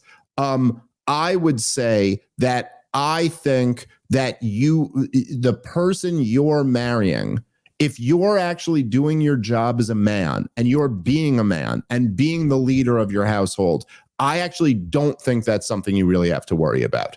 I think if you do your job, I think most of the time when these women like leave and take everything, it is in part at least because the man was not being the man of that household. So maybe that's what's skewing me a little bit. All right, guys, let's take a moment and thank our sponsor for today's show, which is sheathunderwear.com, the underwear of legends, the most comfortable pair of boxer briefs you will ever own. The only underwear I ever put on my body at this point. And here's something crazy. Sheath has been advertising on our podcast for over 3 years now. And I still have the first pairs they sent me. When they signed on as a brand new sponsor, I was like, who is this underwear company? They sent me 3 pairs of Sheath underwear.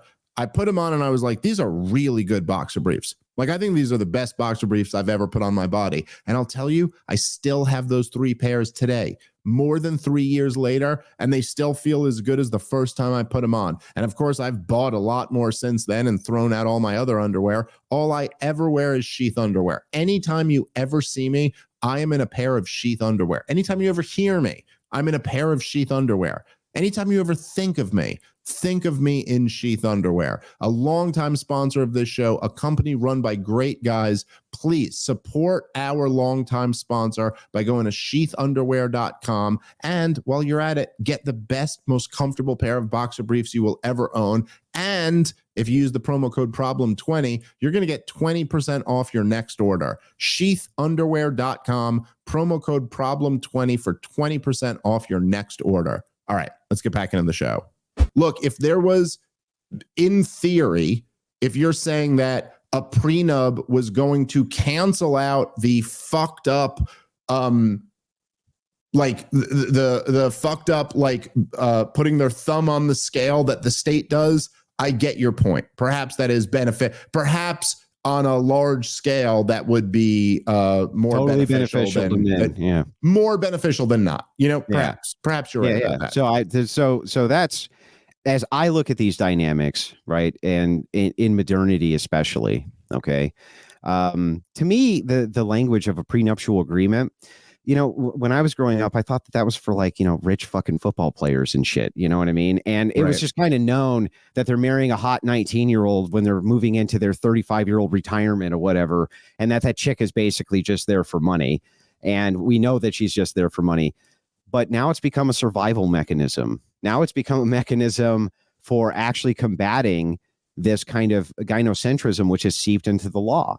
And the truth is, we can have good, astute marriage laws and good enforcement of marriage laws, which are fair and unbiased, but we don't. And the reason that we don't is because I believe that the attack on marriage specifically is a feminist response to patriarchy.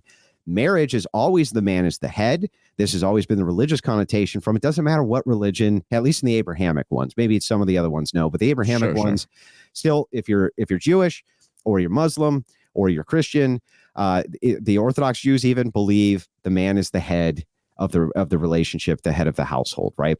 And so the reason feminists hate Christianity especially so much is because of the view that Christianity is a patriarchal religion, because it is. And therefore the marriages are going to be patriarchal, and they are, and they're supposed to be. That's this kind of natural order that you're moving towards. And they hate it. And so this massive attack on the institution of family is the removal of that patriarchal head. That's why every dynamic is shown except that one. Yeah. Well, do you think there's something to, and this is maybe to move the conversation a little bit more broader, but don't you think there's something toward something about, say, like the feminists who are like hate marriage so much, and the fact that, say, they're largely backed by the political class? I mean, certainly forget even getting into like, you know, the feminist movement being created and funded by the CIA or stuff like that, which is an interesting topic if you want to talk about that. I know your wife wrote a book on that. Can't get into it on YouTube, right? But yeah, I do like it. Yeah. There is a lot to that. Yeah. That don't you think that there is something? It actually came from Bolsheviks, just so you know, more than anything. Well, okay, and the Bolsheviks were the biggest statists in the history of the world, right? Don't disagree, but what they did was they took out the legitimate monarchy, which was a stabilizer for Russia, the legitimate monarchy. Sure. I mean, I'm not saying they replaced anarchism. I'm just saying that they were certainly represented an increase in the power of the central government. And so don't you think there's something to the fact that almost all of the biggest, most powerful statists are the ones who are backing up this kind of push to destroy the family, to destroy community, to destroy religion? I think that right now it seems that the roles have reversed, that the state initially was trying to do something to safeguard against industrialists who were trying to move women into the workforce, and politicians were actually trying to do something about this. In fact, I can give you several congressmen who were talking about. So from this scale, we're talking from the late 1800s into almost before World War II. So there's a large time period here where industrialization was causing a different type of centralized power. They were even becoming more powerful than the governments themselves. Okay. And this was a big problem. Now, they would work hand in hand with government organizations. Don't get me wrong. You're totally right about all that. But what's happened now is this interesting reversal. Like Elon Musk, this technocrat, he should really not have the position of kind of limiting women's suffrage, or this kind of position of kind of limiting state power, right? You would think a technocrat wouldn't be thinking along those lines, or that we would turn to Donald Trump, who is definitely a rich industrialist, in order to kind of safeguard these institutions from the government, right? It used to be that the government was trying to kind of safeguard those institutions from the industrialist, and now the roles have completely swapped, and so it's a bizarre dynamic, right? It's a bizarre dynamic. And so, no, I'm not sure that I agree that it's just the idea of this kind of overarching powerful government that is. I think that any institution which becomes powerful enough through centralization can become a serious problem. But it's not always the government. Oftentimes it's industrial centers, or it's NGOs, or it's any number of different things. Sometimes I've actually seen the government press back against that, at least in the early 1900s. I mean, we had a very famous president who killed the bank, right? He killed the bank. He killed it. And it's like, he was the president and did that. So, I mean, it wasn't always the politicians versus the people, you know? Oh, yeah. No, I'm not saying, and of course you're referring to Andrew Jackson, who's the same first name as you. So maybe you can get out there and do it. Well, no, I'm certainly not saying that there's never been anyone within the political class who's fought to roll back power against other members of the political class. Of course, Andrew Jackson was successful, ultimately paid off the nation's debt, by the way. Yes, that's right. Very first thing that he did. Absolutely hated the banker class because they tried to assassinate him multiple times. Yes, that's right. Andrew, very interesting guy, by the way. If you read up on the history of Andrew, Yeah, Jackson, he was very much a pro-government guy, very much, and he was very much an Indian killer, and he was very much a this shit is ours because I have the gun, and we're going to take this shit by force. But he did not want industrialists and rich bankers who were controlling industrialists to come in and take over his fucking nation that we had conquered from the savages. And the government, which was in power, which was there to represent the people. That's what they were there to do. And he knew it. I mean, look, I agree with like a lot of your assessment there is correct. But at the same time, I don't know exactly that I'd agree that the government was ever really there to represent the people. And also, as the government power expanded more and more, that Jacksonian mission failed. And like the central bank reemerged, and those capitalists took over the government because of rich industrialists. Rich industrialists did this. Sure, I don't even disagree with that. But rich industrialists did this by expanding the power of the government and buying it off. Yeah, but that's my criticism. That's like kind of my criticism, though, is that sure.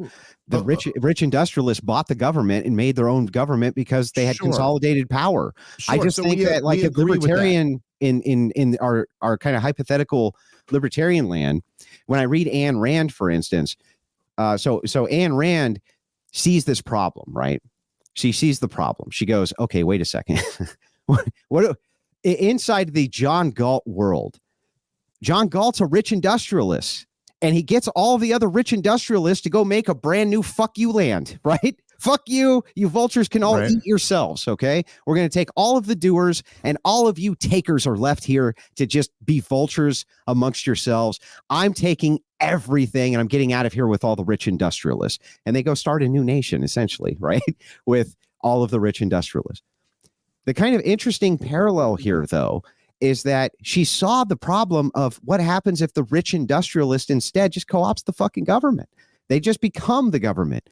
And under her, the only way she could get it to work under her kind of libertarian ideology was if the rich industrialists became the good guys. They became the good guys and said, fuck you to the government and made fuck you land. That was the only way she could square that. And I always thought that was a serious problem in this kind of like Ayn Randian philosophy. Yeah, no, I completely agree. I'm not a Randian, and I think that's a major problem in her philosophy. I do think that you'd probably struggle to find too many examples of these rich industrialists doing this absent leveraging government like institutions in order to help them with it. So that's not, by the way, I actually very much agree with you about your critique of Ayn Rand. I'm not at all a Randian. And I do think that she had this vision that like the industrialists were going to be the ones who stood up. Yeah, they were the ones who were going to stop the government. They're going to make fuck land. But you got to think. Like in reality, they were the ones driving it, and from the very beginning. And so I actually don't disagree with you. I think there's a real connection there, right? But I don't understand how to square that. Right. That's my problem. Like, let me just ask you that directly, because I'm just wondering how, like, I understand why she squared it that way, because she's like, look, if you have all this centralized power, it's going to become a government no matter what. So the only thing we can do is make the industrialists, who are the center of power with all the money and all the fucking, they have all of the access to land. They have all the access to the money. We got to make them the good guys, and they go against the government now. Okay, great. That's fantastic. It's a cool narrative, but I could see why she had to square it that way, because she couldn't figure out how else to square what happens in our kind of libertarian utopia. And I hate using the word utopia. I'm just using it tongue in cheek here. When all of the industrialists through the doers have consolidated all of this wealth, they just kind of become the fucking government again. Well, okay, so I'm not sure exactly what you're asking me to square. So I don't think Ayn Rand's vision was correct. And I think that the idea that these industrialists have, let's say, consolidated all of this power, well, yes, certainly a lot. Compared to what? Might be the question. Compared to, say, like the cronies who are connected to the government today, compared to the cronies connected to the Saudi Arabian government, compared to I think actually industrialists connected to the government consolidate much more of the wealth and power. And that's ultimately why that the industrialists in America, when there was a very limited government, figured out that the better way to take this whole game over was to like just buy off politicians and by doing what though? They did it by expanding democracy. That was the whole point. Yes. So 100%. Yeah. So 100%. So what these guys wanted was they wanted to expand the democratic process so that they can get lobbyists in there. They can say, look, that's speech. We can get lobbyists in there to represent you, right? We can get lobbyists in to represent you. Andrew, I think there's less, there's the more we talk about this, I think we're going to realize that there's less distance. Yes, but I'm a certified democracy hater. Like, so I don't know if you didn't know that, right? I'm a certified democracy hater. Dude, I hate democracy so much more than you hate democracy. Andrew. No, I hate it more than that. Dude, me and you'll have a democracy hate off. Well, listen, no, right. So I think that's exactly right. But actually, like, look, okay. So I get your point. There's this kind of thing where you go like, okay, as society starts industrializing and as there are more, so let's say broadly speaking, right, there was somewhat of a free market. Someone said you guys just become best friends.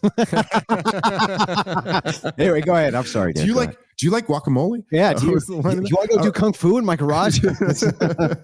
Okay. So there was as the post-industrial revolution, there were the robber barons, as they called them. There were certainly people who well, that's liberal talking points, but yeah, sure. But whatever, the people that you'd be thinking of, John D. Rockefeller, J.P. Morgan, people like this. And what happened was that those guys tried over and over again to monopolize different industries, and they continually failed. Now, they didn't fail in terms of being successful businessmen, but they did fail in terms of like their dreams that they wrote about monopolizing things. Because what would typically happen in a more market order, and just for people listening to keep in mind, nothing has ever been a pure laissez-faire free market. Nothing has ever been a pure totalitarian state. It's always some degree. I feel like mercantilism came close. Mercantilism came very, very close to having what you would consider something akin to laissez-faire. I don't think laissez-faire ever even came close, by the way. But I think mercantilism came closest. I would disagree with that. But just back to the point I'm making. In the United States of America, let's say between the end of the Civil War, so between 1865 and say 1910. Yep. For that stretch of time, you had no central bank, no federal income tax. Federal spending was very low.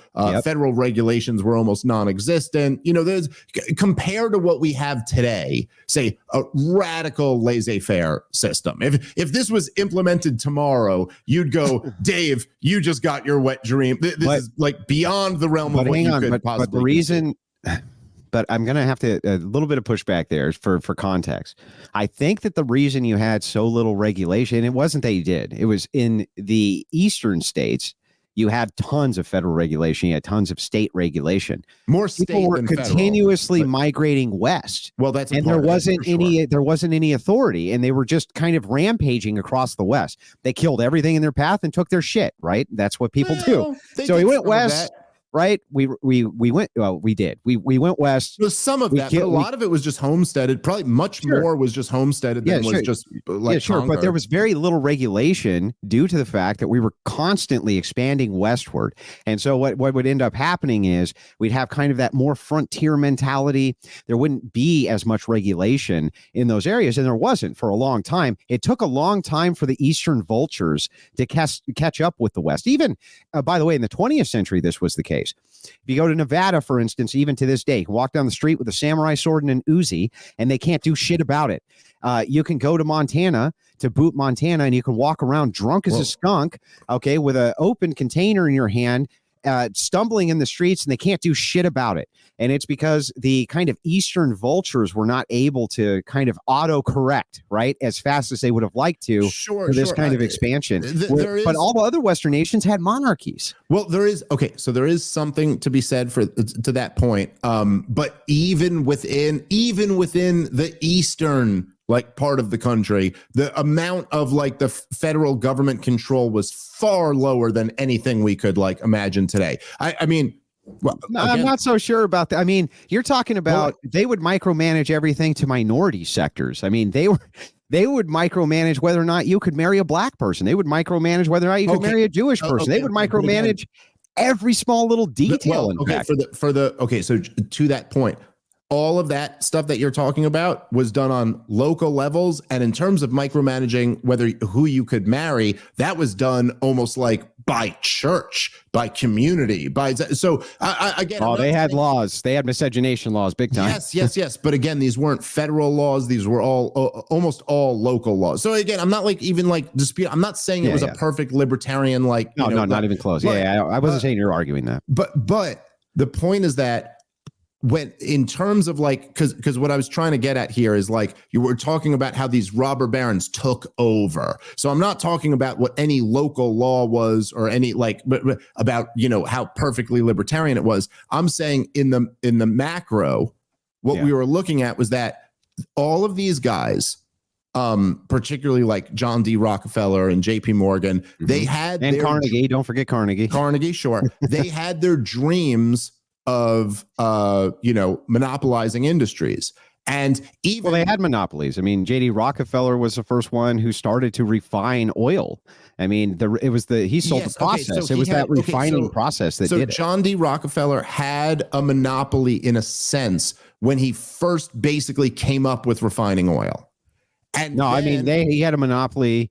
I mean, they kind of still do, but he had the monopoly period on refining. Refining was something that was like brand new. Let me just make my point because sure. So Standard Oil, John D. Rockefeller's company, essentially did have a monopoly on refining oil because they were the first ones who did it. Yeah. And how a free market monopoly works. You come up with something new and you're the only one doing it. When the Sherman Antitrust Act first went in, I think it was passed in 1896. Double check me on that. I might be wrong about that. They brought their case against Standard Oil. At the time when the act was created, they had like 90-something% of the market. By the time it went to trial, they were already down to 70-something% of the market. They were losing before the government even intervened. What would always happen is they would be losing and losing and losing because the natural order in the market was that you'd take over, you'd have some new thing. And so they weren't losing. Yes, Rockefeller wasn't losing. To who? Listen, you just brought up this example. Well, I'm saying the way I see it is a giant rich industrialist who had a monopoly from refining bought the government. That's what I see. Hold on. Yes, you're not wrong about that, but let me just finish the point because go ahead. We're not completely disagreeing here. And by the way, Thomas DiLorenzo, who's a great historian, he went through all of this and like mapped out like the price points. All of these industries, whether you're talking about the American Tobacco Company, Standard Oil, any of them, all of them, when they had their monopolies, they were always lowering prices. And this is how they would keep their monopolies. And then the dream that all of them had, which became the progressive myth, was that once they take over the whole sector, they're going to raise prices up. And now because they're a monopoly, no one's going to have any choice. But this failed over and over again in the free market. And so what they ultimately ended up doing was buying off the government. Well, so I think correct in that. I think what they did, they continued their monopoly. I see when you say, so here's, I think our central disconnect. Okay. I think our central disconnect is you see it as buying the government. I see them as creating a new government. What I see is that these rich industrialists, they didn't go in and buy politicians so much as what they did was they took the Constitution of the United States and created a brand new type of government because they had centralized power. I mean, for God's sakes, Rockefeller Standard Oil sold an additive to the Germans through a proxy company called IG Farben. If I remember correctly, Bush was on the Bush Senior on the council for IG Farben. Yeah. And they were in violation of the Trading with Enemies Act this was during the World War II industrialization, which we were warned about, right? While this was happening, they created brand new governments. They created whole shadow governments because they had the resources to do it. I believe that. And by the way, I can tell you that Franco believed this as well. The fascists who came out of communists, they were trying to stop the large trade organizations from swallowing all the small ones, right? They saw industry itself as needing to be a part of the body of the state. Not saying that that's correct. I'm just saying they understood the power of industry in buying off the state and creating a brand new state. So as you see, they're buying politicians. I see that they're just creating brand new governments because they have the power to do it. But what do you mean? What's the distinction there? So, well, I'm not sure I completely. I don't think it's as you. much perverting the system as it is. I have so much power and control. I can just create brand new systems. Okay, but the method by which they did that was by funding politicians' campaigns. In some places, and in some places, they just went and killed the czar, right? In some places, they just went, rich industrialists just funded and killed the monarchy and then started their own shit, right? The method always differs, but the same thing, it's always the same thing. It's always taken over the communists come in, the rich industrialists, they create a new government there, or the rich industrialists create a new government here. The methods might be different, but it sure seems like they're making a brand new thing, not necessarily perverting what's there. They literally just make a new thing. You know? Okay, I don't completely disagree. To some degree, it seems like a distinction without a difference. But yes, I would agree that they, at least in the United States of America, the path was to buy off politicians and then create, as you would say, a new thing to supersede the Constitution, to create a new government. So then I don't know. How do you check that kind of power? So how do you check that? Look, this is a great question. And this is a great question, by the way, which, okay, I'll say this. As people who do what me and you do, and maybe this is part of the reason why I wanted to have more of a conversation with you than like a formal debate. Has been fun as shit, by the way. Dude, I'm loving it. I love these conversations. But I think that the truth is that me and you are both, in the world we're in, we're incentivized to project certainty.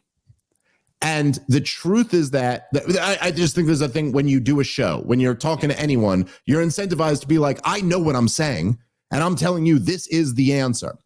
The truth is that what you just raised is a really excellent question for all of us, because what is the answer here? And I'll tell you, if you're going to say the answer is that, well, there shouldn't be these titans of industry, because they create so much power amongst themselves. Or if your answer is going to be, well, they should always be kept away from government, because if they get control of government, then they could do even more damage than they do. What I think is that I fall down on the side that goes, listen, if you're going to say there can't be industry, then you're going to condemn us all to live a life of extreme poverty. If we can't have prices and we can't have markets and we can't have technological advancement, then we're basically all going to be living in a life that we all choose we would rather not be living in. And so to me, the only plausible answer that I can think of is that you have to allow markets, allow prices, and try. And by the way, there's been no answer to this yet. But try in some way to limit their ability to gain control of the government. But that kind of sounds like the opposite of libertarianism, right? I don't think so. I mean, if you're going to limit markets, you're going to need to have control. No. You're going to need to have some limit markets. I'm not saying limit markets. I'm saying limit their ability to control governments. That would be limiting the market. No, I think the way to do that is to limit governments. Yeah, but how do you limit government without having a force apparatus? That's the problem here. No, I don't think so. Absent you can use force to limit government. Oh, okay. But that's going to be some kind of centralized force. And I think we're just back to government again. No, I disagree. I just think it's this kind of big circle, you know? No, okay. So what I disagree with that is that I don't think that force necessarily has to come from the centralized government. And I think, in fact, the best mechanism so far yet established to limit that force is a strong decentralization. That you want to have as much force like on a more decentralized level that can check the more centralized force. It's interesting because I think we agree on so many particulars, but then we come to wildly different conclusions. That's what I think is the most interesting part of this conversation. I wasn't expecting that part, right? But I have been having fun with the convo. But when we come to these particulars, right, and the answer to me, it seems like it's a donut effect, right? It's like, okay, we can't have the market just overtake everything because rich industrialists will make their own government. But if we have no government, we have nothing really to check this with. And so hopefully, I mean, there'll be a limiting system. We don't know exactly what it'll be. And that's fair. How could you? You can only postulate different systems. You don't know for sure. Libertarianism in mass has never really been tried. I agree that that's true. But the radically different conclusion that I come to is when I look at the governments of the world in world history, there's monarchies, which have been great. There's limited democracies, which have been fantastic. There's even kind of tribal societies, which have been good. It seems that the moral bedrock of the people themselves matter more than the institutions of the government. And the reason I think that is because I think that moral people tend to have a government representing them that they deserve. That's kind of the conclusion that I come to. And so when I see like the libertarian presidential candidate, for instance, going out and throwing Skittles to the crowd, right? As many Skittles as he can possibly grasp in his palm, I recognize that even if you were to have kind of the libertarian utopia, we were able to snap our fingers and it was there, and a guy like that was in charge, you would end up with so much social degeneracy and decay that people would be begging at the altar to have some sanity brought back in from a government. And so it's like, I think that absent this moral foundation, it ultimately doesn't even matter. So, okay. So I will 50% agree with you on that. I think that the moral foundation of your society is the most important thing that's going to determine where your society is going. I agree with that. And I think that, you know, if you have a very immoral society, it doesn't matter if you, like, there's nobody in the world who could just plug in X's and O's in terms of what the legal policy is that would like solve that problem. I don't agree that there's that there could be a highly centralized totalitarian government that would then instill morality into their people. You don't think that there was good monarchies? No. I do think there were good monarchies. I mean, how can you be more totalitarian than a monarchy?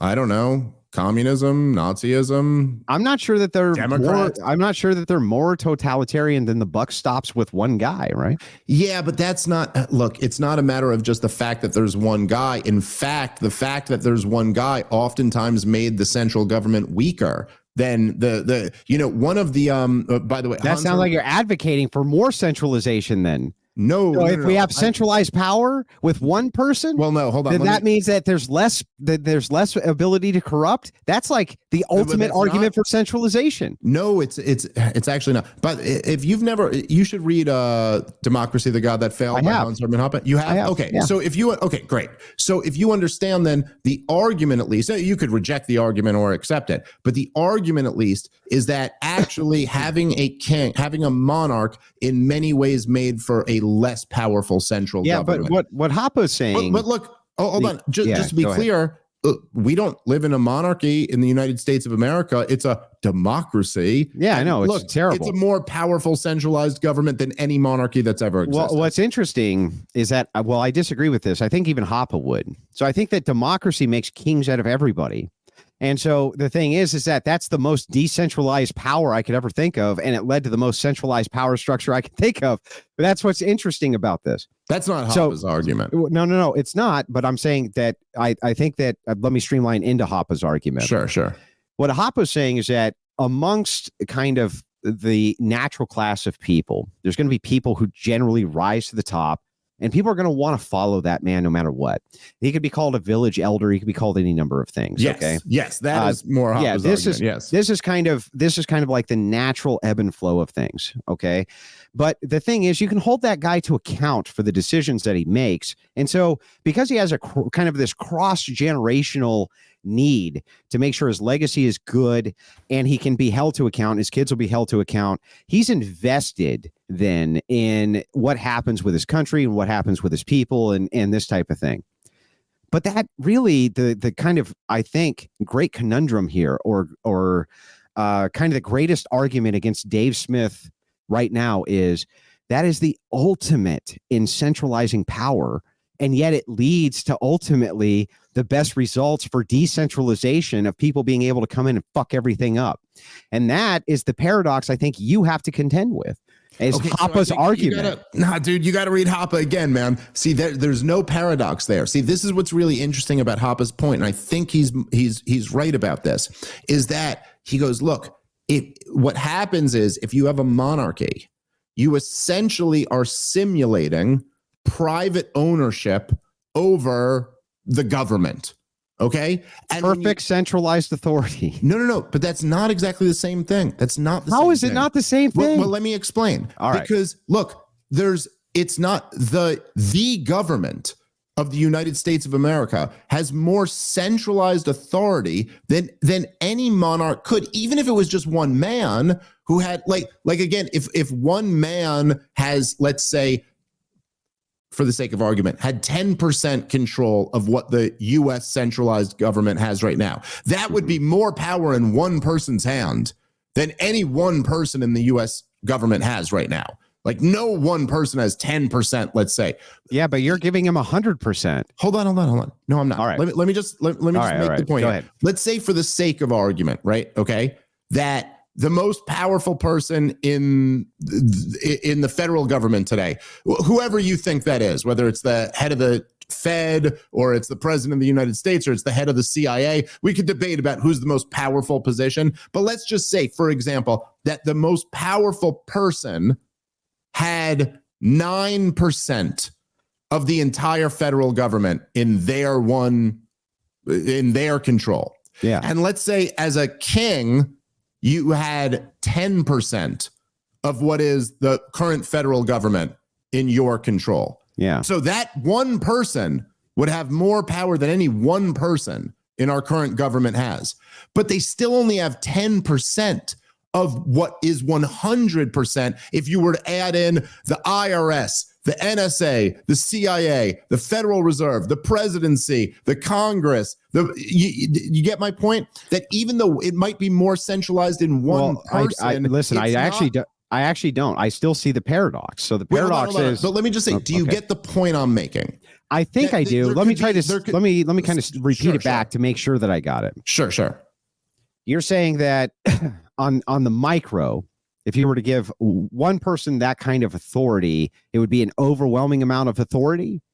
No. Let me make this clear. Okay. So I'm saying that if you have this huge centralized government today, the United States of America's federal government, okay, and all of the power that encompasses, what 100% of that is the power.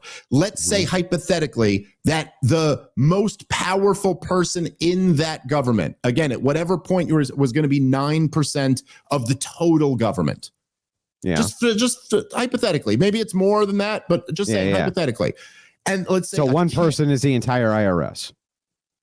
No, like just for the sake of argument, they had all the authority. If the IRS represented 10% and that was given to one person, that one guy is the IRS. He's a representative of the IRS. He's the only one in the IRS. Whoever it is, no, that's not exactly what I'm saying. What I'm saying is that if whoever that you think the most powerful person in the United States of America's federal government is, whatever percentage of the total federal government that he has power over, let's say, for example, hypothetically, it was 9%. And let's say you had a monarch who had 10%. That one guy would have more power than any one guy in the United States of America's federal government had. Yeah, but that's my point. Yeah, I agree. Right. But you're not just... I'm listening. Yeah. So, okay, but he's still got 10% of what is the entire federal government, which is 100%. So it could be, at least understand, hypothetically, it could be more centralized. There could be one person who has more power than any one person has. I see. They have less total power. So let me repeat this back. Now I get it. So you're saying, in lieu of this guy having 10% of total authority, the 90% which is left over, which is still centralized, he can create an offset for that. he can create an offset just in lieu of him having that kind of like check against that balance of power, right? The only point I'm making is that even if all the power was in one person's hands, it still could theoretically be a tenth of the power that the entire federal apparatus has right now. Okay, got it. That's kind of the point I'm making. And what Hoppe's argument was, but that would still be centralization of power. yes, it would be. That would still be mass centralization. Like that would be core authority centralization of power. And you're saying it's the least corrupt system to do that? No. I'm not saying any of that. What I'm saying, well, I mean, Hoppe was. No. What Hoppe was saying, what his argument is that monarchy is less centralized power than democracy, and that democracy is way more, because the evil of democracy is that, then this is Hoppe's argument, which I largely agree with, but just laying out Hoppe's argument, is that what happens is that when you have a monarchy, you have this one guy who owns the government and therefore is incentivized in the same way that private owners are in general. Like my house, I'm not just going to let my house fall apart because I own it. I want to pass it on to my kids. I want to at least kind of do right by it. But if I don't own my house and I'm just elected to oversee it for 4 years, and everyone kind of feels like we all own the house, or we could be next to own the house, then I might as well just loot the goddamn house because I'm going to be out of power in 4 years. But how is this different than checks and balances?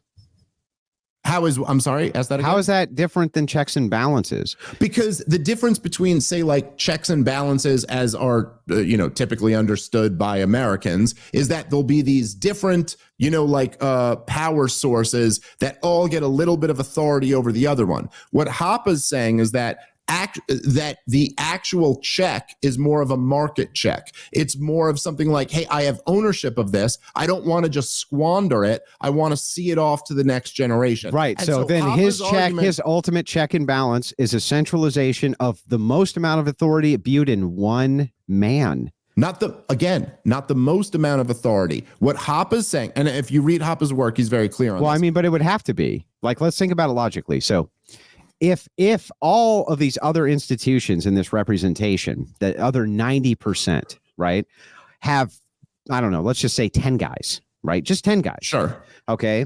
Then that would necessarily limit the power of each one of those institutions by 10, right? By the 10 who share it versus the one who has the full 10. So it would still be an ultimate centralization in one man to check all of these other little like micro shared authorities. It sounds like it just sounds a lot to me like checks and balances with an authoritarian leader. I mean, that's what it sounds like to me. Well, look, again, you're assuming that it's the same total percentage, but have you ever heard of a monarch? I'm just engaging with your okay. Yeah. Have you ever heard of a monarch who ruled over a government who spent $6 trillion a year? Well, not that much. No, not even close. Huh? No. So, but right, exactly. That's scalable. I can give you, for instance, King Richard. Theory, King Richard the Lionheart, for instance, basically bankrupted his entire nation for the Crusades, right? And Hoppe would be the first one to admit that there's been tyrannical monarchs who have done a very bad job. So, but Hoppe's point is essentially, and again, this is a very interesting theory. I'm not sure if he's right or not. I kind of tend to think he is, but Hoppe's argument was that essentially a libertarian order is preferable to a monarch, which is preferable to democracy. And that his argument was that as somebody who opposes statism, democracy is the worst form of government you could have. Well, so I've always agreed with Hoppe. Hoppe's argument. I've always agreed with Hoppe. I think that you encapsulate it a little bit differently than I do. So the thing is, you can take a book, read it, and have kind of radically different views on what it was that the author would. Now, I've listened to some of Hoppe's lectures as well. Dorky guy, glasses, right? Real smart. But the thing is the accent drove me nuts, but I still listened anyway. Oh, okay? I love it. Really? Yeah. Okay. So it drove me nuts. Jewish, and it did. Love the accent. It drove me nuts. But anyway, so I listened to him quite a bit on this, and it seemed to me. Remember how earlier in the conversation, going way back, I brought up Ayn Rand, and how it seemed like it was just kind of a cope to me that she had to flip the industrialists to be the good guys in order to make her paradigm work. Kind of seemed to like a bit of a cope from Hoppe as well, to try to say, like, look, naturally people want centralized authority, and they're going to centralize authority into one person. And the thing is that as long as there's free markets around, okay, and free markets check that one person, they have an investment in the future, still the majority of power needs to rely with one person. I think that the rest of the tangentials around that were just like Rand, something of a coping mechanism, because the guy was really saying, there's going to be a natural hierarchy. There's going to be a motherfucker at the top of that hierarchy, and you want that shit. That's what I think. Okay, so I don't. Okay, so what I think you listen. I can't blame you if the accent is the reason for you not accepting it, but that's not exactly what Hoppe is saying. It is partially what he's saying. What he is saying, and what I would say too, what libertarians in general believe, is that yes, there is going to be a hierarchy, and yes, that is what people want. And yes, there will be a guy at the top, and most people do want that. So that part is true. The distinction that libertarians make is whether, from my perspective, whether that's a hierarchy of competence or whether it's a hierarchy of just force. Yeah. And what we would prefer is a voluntary hierarchy of competence. I am, by the way, Andrew, I was just about to say, I got to wrap up. I got to head over to a different podcast, but I really fucking enjoyed this conversation. It was a ton of fun. And, all men, as Hoppe would say, need adversaries, right? We need adversaries, but in the spirit of camaraderie as well. So I did think it became somewhat of an adversarial conversation, but I really enjoyed it, man. Dude, Andrew, I really enjoyed this. I'd like to do this again. As I said to you last time, we'll definitely do it again. Go have fun. What do you got? What's your? Got to go over to whatever. Got to go over to whatever. Going to whatever. All right. Good luck. Going against the top tier libertarian debater of our time to argue with skanks on the internet. But we all got to do what we got to do. Well, listen, Andrew, let me leave you with a message that I think as you're the Christian here. So let me tell you this. Try to remember, man, that these girls are fallen, man. And it's kind of sad situations. Most of them probably had sad childhoods. We're trying to help. Hey, take it easy on these hoes, Andrew. Hey, I'm trying to help, but hang on, Dave. I'll leave you with this. I am trying to help, but you can't be a simp. You got to promise me you're not going to be a simp. No simping, Dave, ever. Me? For no women. Yeah, you can simp for your wife. That's okay. But other than that, I'm gonna go upstairs and hit her now, just because you accused me of right in the mouth. Come here. Sorry. And then as soon as I hit her, I go, "Sorry, babe. This Andrew guy called me a simp. It got me all fucked up. Call me a simp. I apologize." Right? They're sometimes jarring people with the truth and cognitive dissonance. It's ugly and it looks ugly, and people react viscerally to it. And I understand that. That's one of the worst parts of my job. But I also understand that I'm a person who can do that often with other people. And I get tons of DMs from many of these women when it's done who go, man, I really had to reevaluate this. And so that is my goal ultimately. Right? That is my goal ultimately. These chicks are trying to fuck you, Andrew. Yeah, they like fucking right. Well, they are. I'm sure they do. There's one ugly man on this podcast, and it ain't you. Okay, so the thing is like that's just the case. My wife, God bless her soul, she found it too. She married him up. Good for her. Okay, but anyway, Dave Smith, thank you so much. By the way, everybody, you can find me over on the one and only Crucible. It's a fast-growing debate channel on the internet. This was a fantastic conversation. Everybody's going to get a lot of bang for their buck. For those of you listening tomorrow, as this releases, you're not going to be able to find it on the Crucible. Dave's going to have exclusives of this and release it there. Make sure that you send in those wild donos because he facilitated the entire thing. It was very kind of him. Well, thank you, Andrew, and thank you so much for coming on, and I look forward to talking with you again, brother. Have a good night. Of course. You too, man. Take care. All right. Thanks for listening, guys. Catch you next time.